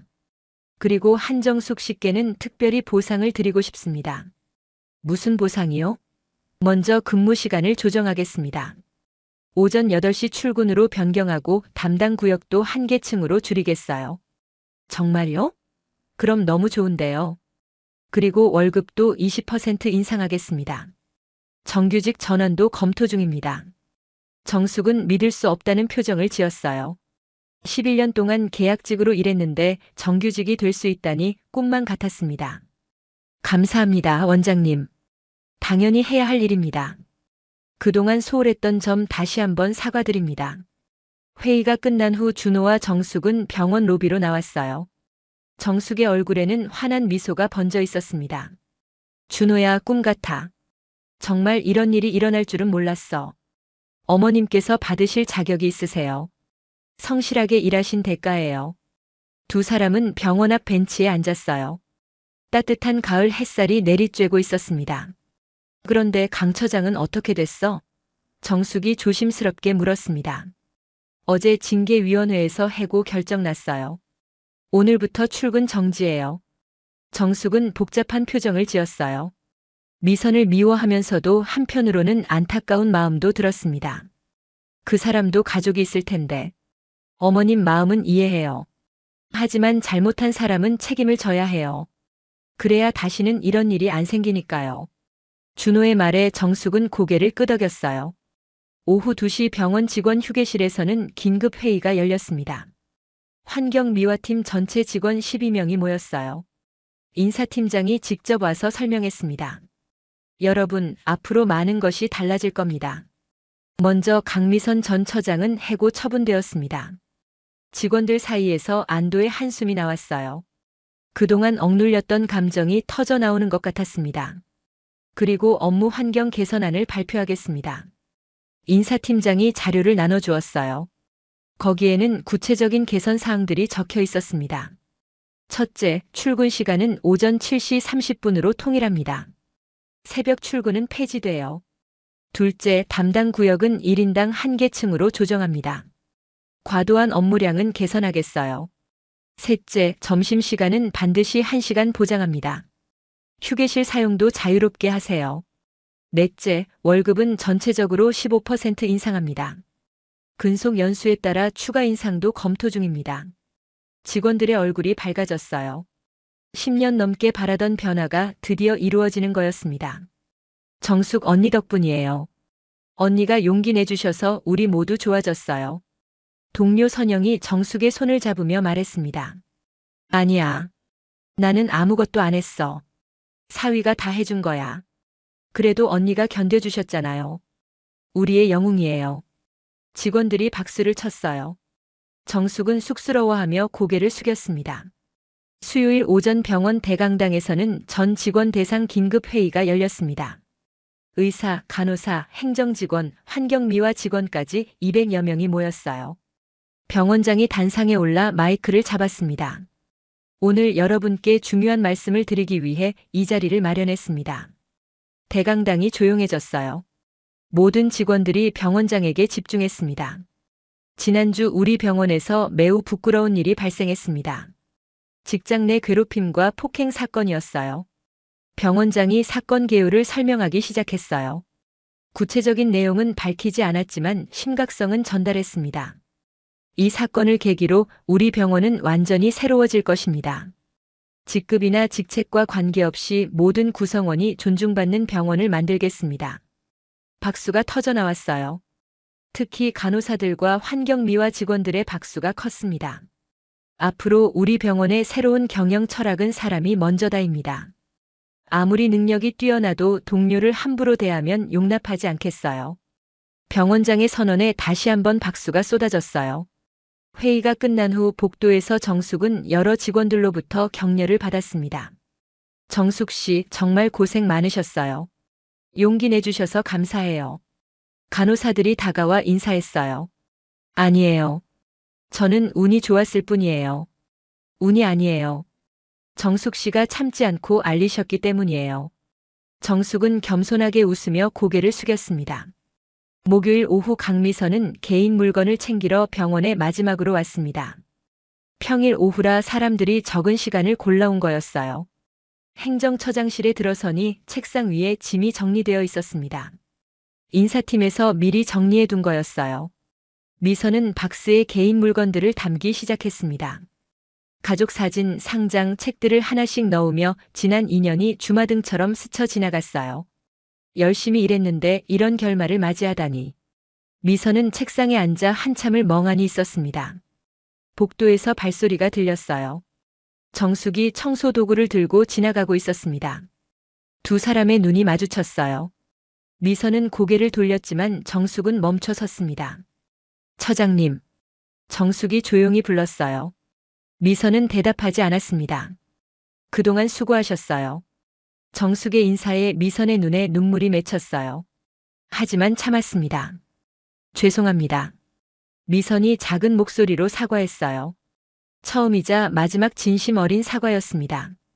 괜찮아요. 이제 다 지난 일이에요. 정숙은 미소를 지으며 복도를 지나갔어요. 미선은 그 뒷모습을 오래 바라봤습니다. 금요일 오전 병원 1층 로비에는 새로운 안내판이 설치되었습니다. 직장 내 괴롭힘 신고센터라는 팻말이었어요. 전화번호와 이메일 주소가 적혀 있었고 24시간 상담 가능하다고 써 있었습니다. 정숙은 로비를 청소하다가 그 안내판을 봤어요. 가슴이 뭉클했습니다. 앞으로는 자신 같은 피해자가 생기지 않을 거라는 생각에 안도했어요. 오후 3시 병원 회의실에서는 첫 번째 직원 고충 처리 위원회가 열렸습니다. 병원장을 비롯한 5명의 위원과 각 부서 대표 10명이 모였어요. 정숙도 환경미화팀 대표로 참석했습니다. 자유롭게 말씀해 주세요. 어떤 의견이든 경청하겠습니다. 병원장이 회의를 시작했어요. 직원들이 하나씩 고충을 말하기 시작했습니다. 휴게실이 좁아서 불편해요. 확대 공사를 검토하겠습니다. 야간 근무 수당이 적어요. 인상 방안을 마련하겠습니다. 주차 공간이 부족해요. 지하 주차장 증축을 계획 중입니다. 하나하나 해결책이 나왔어요. 직원들의 목소리가 반영되는 순간이었습니다. 토요일 오전 준호는 707 전우회 모임에 참석했습니다. 강남의 한 음식점에서 10여 명의 전우들이 모였어요. 형님, 사건 잘 해결됐다면서요? 후배 태훈이 물었습니다. 응, 덕분에 잘 마무리됐어. 장모님도 이제 편하게 일하실 수 있게 됐고. 다행이에요. 역시 형님은 뭐든 깔끔하게 처리하시네요. 전우들이 박수를 쳤어요. 모두 준호의 성공을 진심으로 기뻐했습니다. 근데 형님, 언론에는 안 나갔어요? 변호사 진수가 물었어요. 병원 측에서 성실하게 이행하고 있어서 필요 없었어. 장모님도 조용히 해결되길 원하셨고. 현명한 선택이셨어요. 가족 평화가 최우선이니까요. 전우들은 맥주를 들며 건배했어요. 가족을 위해 싸운 준호를 응원하는 마음이었습니다.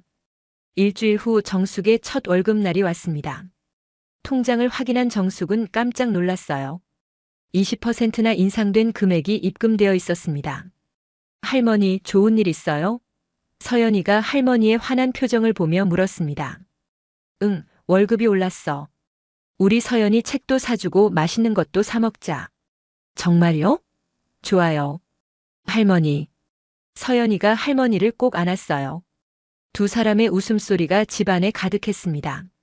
저녁 식사 시간에 준호가 말했어요. 어머님, 다음 주부터 정규직 전환 절차 들어간대요. 정말? 내가 정규직이 된다고? 네. 축하드려요, 어머님. 정숙은 감격해서 눈물을 흘렸어요. 11년 만에 이루어진 꿈이었습니다. 준호야, 내가 아니었으면 불가능했을 일이야. 정말 고마워.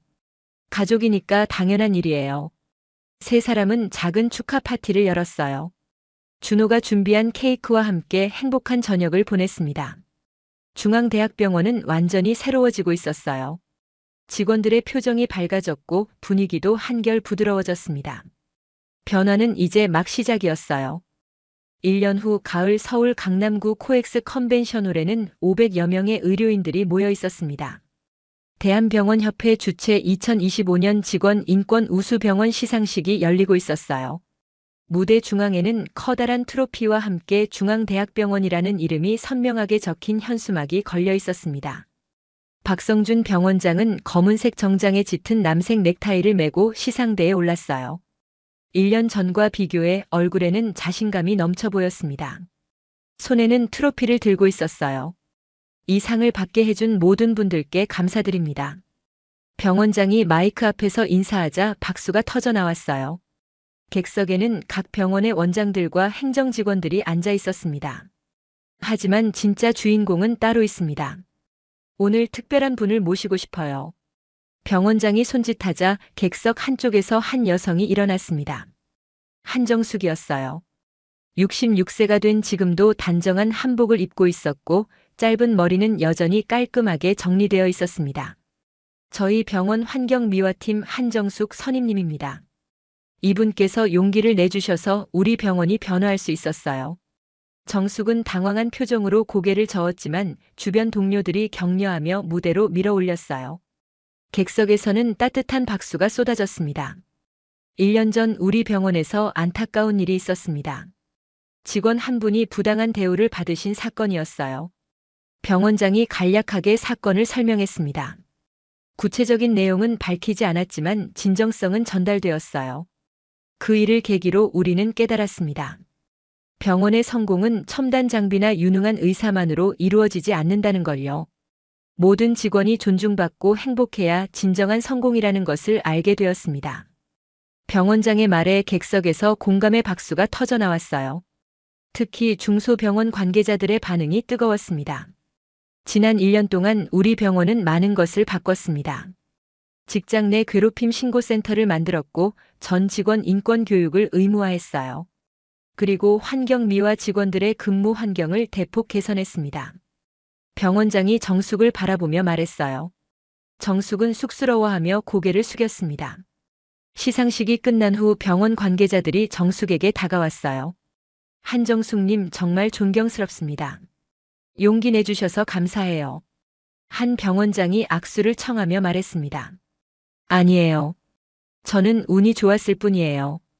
운이 아니에요. 용기였어요. 덕분에 많은 병원들이 변화하고 있어요. 정숙은 겸손하게 웃으며 인사를 받았어요. 1년 전만 해도 상상할 수 없었던 일이었습니다. 저녁 6시 정숙과 준호 그리고 서연이는 함께 호텔 레스토랑에서 식사를 했어요. 창밖으로는 한강이 보였고 석양이 강물에 반사되어 아름다운 풍경을 연출하고 있었습니다. 할머니, 오늘 정말 멋있으셨어요. 10살이 된 서연이가 할머니의 손을 잡으며 말했어요. 키도 많이 자랐고 말도 더 어른스러워졌습니다. 우리 서연이가 더 예뻐. 할머니, 어머님 축하드려요. 오늘 정말 자랑스러웠어요. 준호도 진심으로 축하했습니다. 고마워, 준호야. 내가 아니었으면 오늘 이 자리에 있을 수 없었을 거야. 가족이니까 당연한 일이에요. 세 사람은 따뜻한 저녁 식사를 함께 했어요. 1년 전에 힘들었던 기억들이 이제는 가족을 더욱 단단하게 만든 소중한 경험이 된 것 같았습니다. 다음 주 월요일 중앙대학병원 교육장에서는 신입 직원 오리엔테이션이 열렸습니다. 의사, 간호사, 행정직원, 환경미화 직원까지 40명의 신입 직원이 모였어요. 오늘 특별 강의를 해주실 분을 소개합니다. 한정숙 선임님입니다. 인사팀장의 소개에 정숙이 단상에 올랐어요. 66세의 나이에도 목소리는 또렷하고 자신감이 넘쳤습니다. 안녕하세요, 여러분. 저는 환경미화팀에서 12년째 일하고 있는 한정숙입니다. 신입 직원들이 호기심 어린 눈빛으로 정숙을 바라봤어요. 대부분 20대 젊은이들이었지만 정숙의 이야기에 진지하게 귀 기울였습니다. 오늘은 여러분께 직장 생활에서 가장 중요한 것이 무엇인지 말씀드리려고 해요. 정숙이 화면을 켜자 상호 존중이라는 글자가 나타났어요. 성과도 중요하고 실력도 중요하지만 가장 기본은 서로를 인격체로 대하는 거예요. 정숙의 말에 신입 직원들이 고개를 끄덕였어요. 제가 1년 전에 어려운 일을 겪었어요. 하지만 그 일을 통해 우리 병원이 얼마나 발전할 수 있는지 보게 되었죠. 정숙은 자신의 경험을 담담하게 들려줬어요. 괴롭힘을 당했던 일 그리고 그 이후 병원이 어떻게 변화했는지까지 솔직하게 이야기했습니다. 혹시 여러분도 힘든 일을 당하게 되면 포기하지 마세요. 신고센터도 있고 고충 처리위원회도 있어요. 우리 병원은 여러분을 보호할 준비가 되어 있습니다. 마지막 말에 신입 직원들이 큰 박수를 보냈어요. 몇몇은 감동받아 눈물을 글썽이기도 했습니다. 강의가 끝난 후 한 신입 간호사가 질문했어요.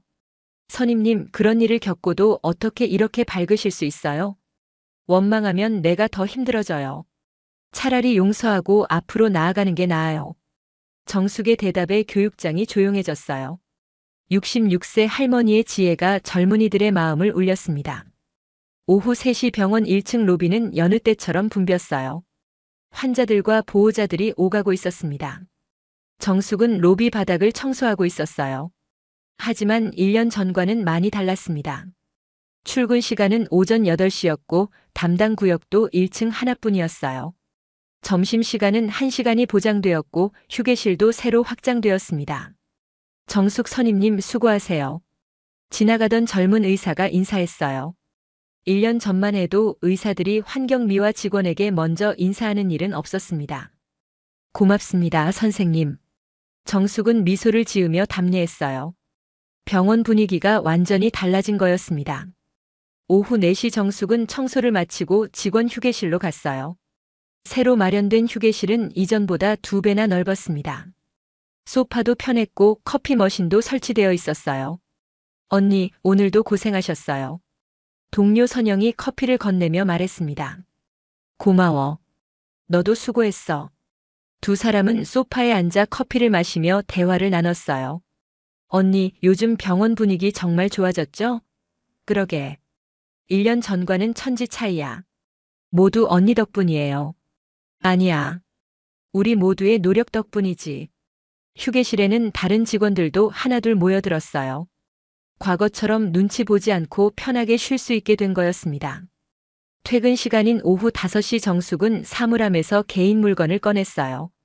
1년 전만 해도 초과 근무가 잦았지만 지금은 정시 퇴근이 일상이 되었습니다. 병원 앞 버스 정류장에서는 서연이가 할머니를 기다리고 있었어요. 이제는 초등학교 4학년이 된 서연이는 키도 많이 자랐고 얼굴도 더 성숙해졌습니다. 할머니. 서연이가 달려와 할머니를 안았어요. 우리 서연이, 오늘 학교는 어땠어? 좋았어요. 오늘 선생님이 할머니 이야기 하라고 하셨어요. 할머니 이야기를? 네. 용기 있는 어른에 대해 발표하는 시간이었거든요. 저는 할머니 이야기했어요. 서연이의 말에 정숙이 뿌듯해했어요. 손녀가 자신을 자랑스러워한다는 게 가장 큰 기쁨이었습니다. 친구들이 뭐래? 다들 할머니 멋있다고 했어요. 저도 자랑스러웠고요. 두 사람은 손을 잡고 버스를 기다렸어요. 따뜻한 가을 햇살이 내리쬐고 있었습니다. 저녁 7시 집에서 준호는 서재에 앉아 있었어요. 책상 위에는 신문 기사가 놓여 있었습니다. 중앙대학병원 직원 인권 우수 병원 선정이라는 제목이었어요. 기사에는 병원의 변화 과정이 자세히 소개되어 있었습니다. 준호는 만족스러운 미소를 지었어요. 1년 전 자신이 한 일이 이렇게 큰 변화를 가져올 줄은 몰랐습니다. 아빠, 뭐 보세요? 서연이가 서재로 들어와 물었어요. 할머니 나온 기사야. 보고 싶어? 응. 보여주세요. 준호는 딸을 무릎에 앉히고 함께 기사를 읽었습니다. 아빠, 할머니 정말 대단하죠? 그럼. 우리 할머니가 최고지. 서연이와 준호가 나누는 대화를 문틈으로 엿듣던 정숙이 미소를 지었어요. 1년 전에 힘들었던 기억들이 이제는 가족을 더욱 단단하게 만든 소중한 경험이 된 것 같았습니다. 몇 주 후 병원에서는 또 다른 변화가 있었어요. 환경미화팀의 새로운 팀장이 부임한 거였습니다. 20대부터 이 일을 해온 50대 중반의 베테랑이었어요. 정숙 선임님, 앞으로 잘 부탁드립니다. 새 팀장이 정중하게 인사했습니다. 1년 전만 해도 상상할 수 없었던 존중의 태도였어요. 저야말로 잘 부탁해요. 정숙은 웃으며 악수를 나눴습니다. 이제 병원은 완전히 새로운 곳이 되었어요. 겨울이 되고 크리스마스가 다가왔습니다. 병원에서는 직원 송년회가 열렸어요. 의사부터 환경미화 직원까지 모두가 한자리에 모였습니다. 올해 우리 병원의 가장 큰 성과는 직원 인권 우수 병원 선정입니다. 병원장이 건배사를 했어요. 이 모든 것은 한정숙 선임님 덕분입니다. 다 함께 박수 부탁드립니다. 우레와 같은 박수가 쏟아졌어요. 정숙은 자리에서 일어나 가볍게 인사했습니다. 송년회가 끝나고 집으로 돌아가는 길에 정숙은 하늘을 올려다봤어요. 첫눈이 내리기 시작하고 있었습니다. 1년이라는 시간이 흘렀지만 그 1년 동안 너무나 많은 것이 변했어요. 자신의 삶도 병원도 그리고 무엇보다 마음도 변했습니다. 집에 도착하니 준호와 서연이가 크리스마스 트리를 꾸미고 있었어요. 할머니, 어서 오세요. 같이 트리 꾸며요.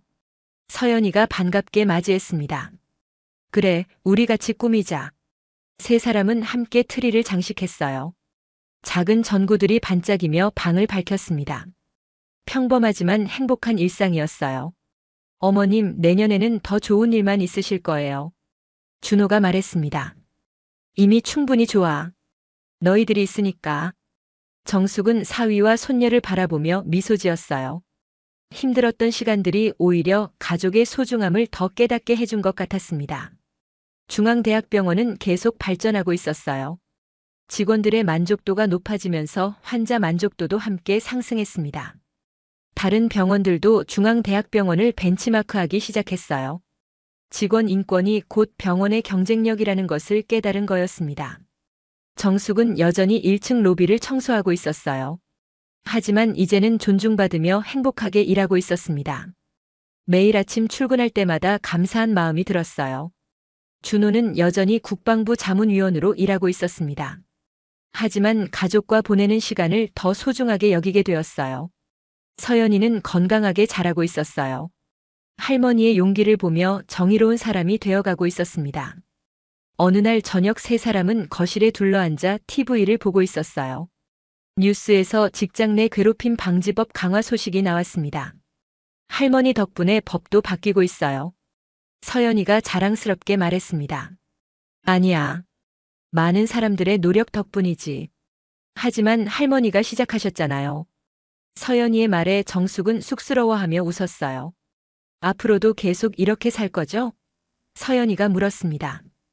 당연하지. 우리는 가족이니까. 준호가 대답했어요. 세 사람은 함께 웃으며 하루를 마무리했어요. 내일도 새로운 하루가 시작될 것이고 그들은 함께 더 나은 세상을 만들어갈 것이었습니다. 중앙대학병원의 새로운 시작은 이렇게 조용히 하지만 확실하게 계속되고 있었습니다. 정의는 언제나 승리합니다.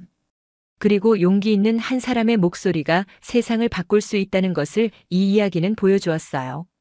한정숙이라는 평범한 65세 할머니의 용기가 한 병원을 변화시켰고 나아가 사회 전체에 작은 파장을 일으켰습니다. 그리고 그 옆에는 가족을 지키기 위해 조용히 하지만 확실하게 싸운 707 출신 사위가 있었어요. 가족의 힘이 얼마나 강한지 이 이야기는 증명해 주었습니다. 앞으로도 중앙대학병원에서는 모든 직원이 존중받으며 일할 것입니다. 그리고 한정숙은 오늘도 변함없이 1층 로비를 청소하며 후배들에게 용기를 전하고 있어요. 나이와 직급에 관계없이 모든 사람은 존중받을 자격이 있습니다. 이것이 이 이야기가 우리에게 전하는 가장 중요한 메시지였어요.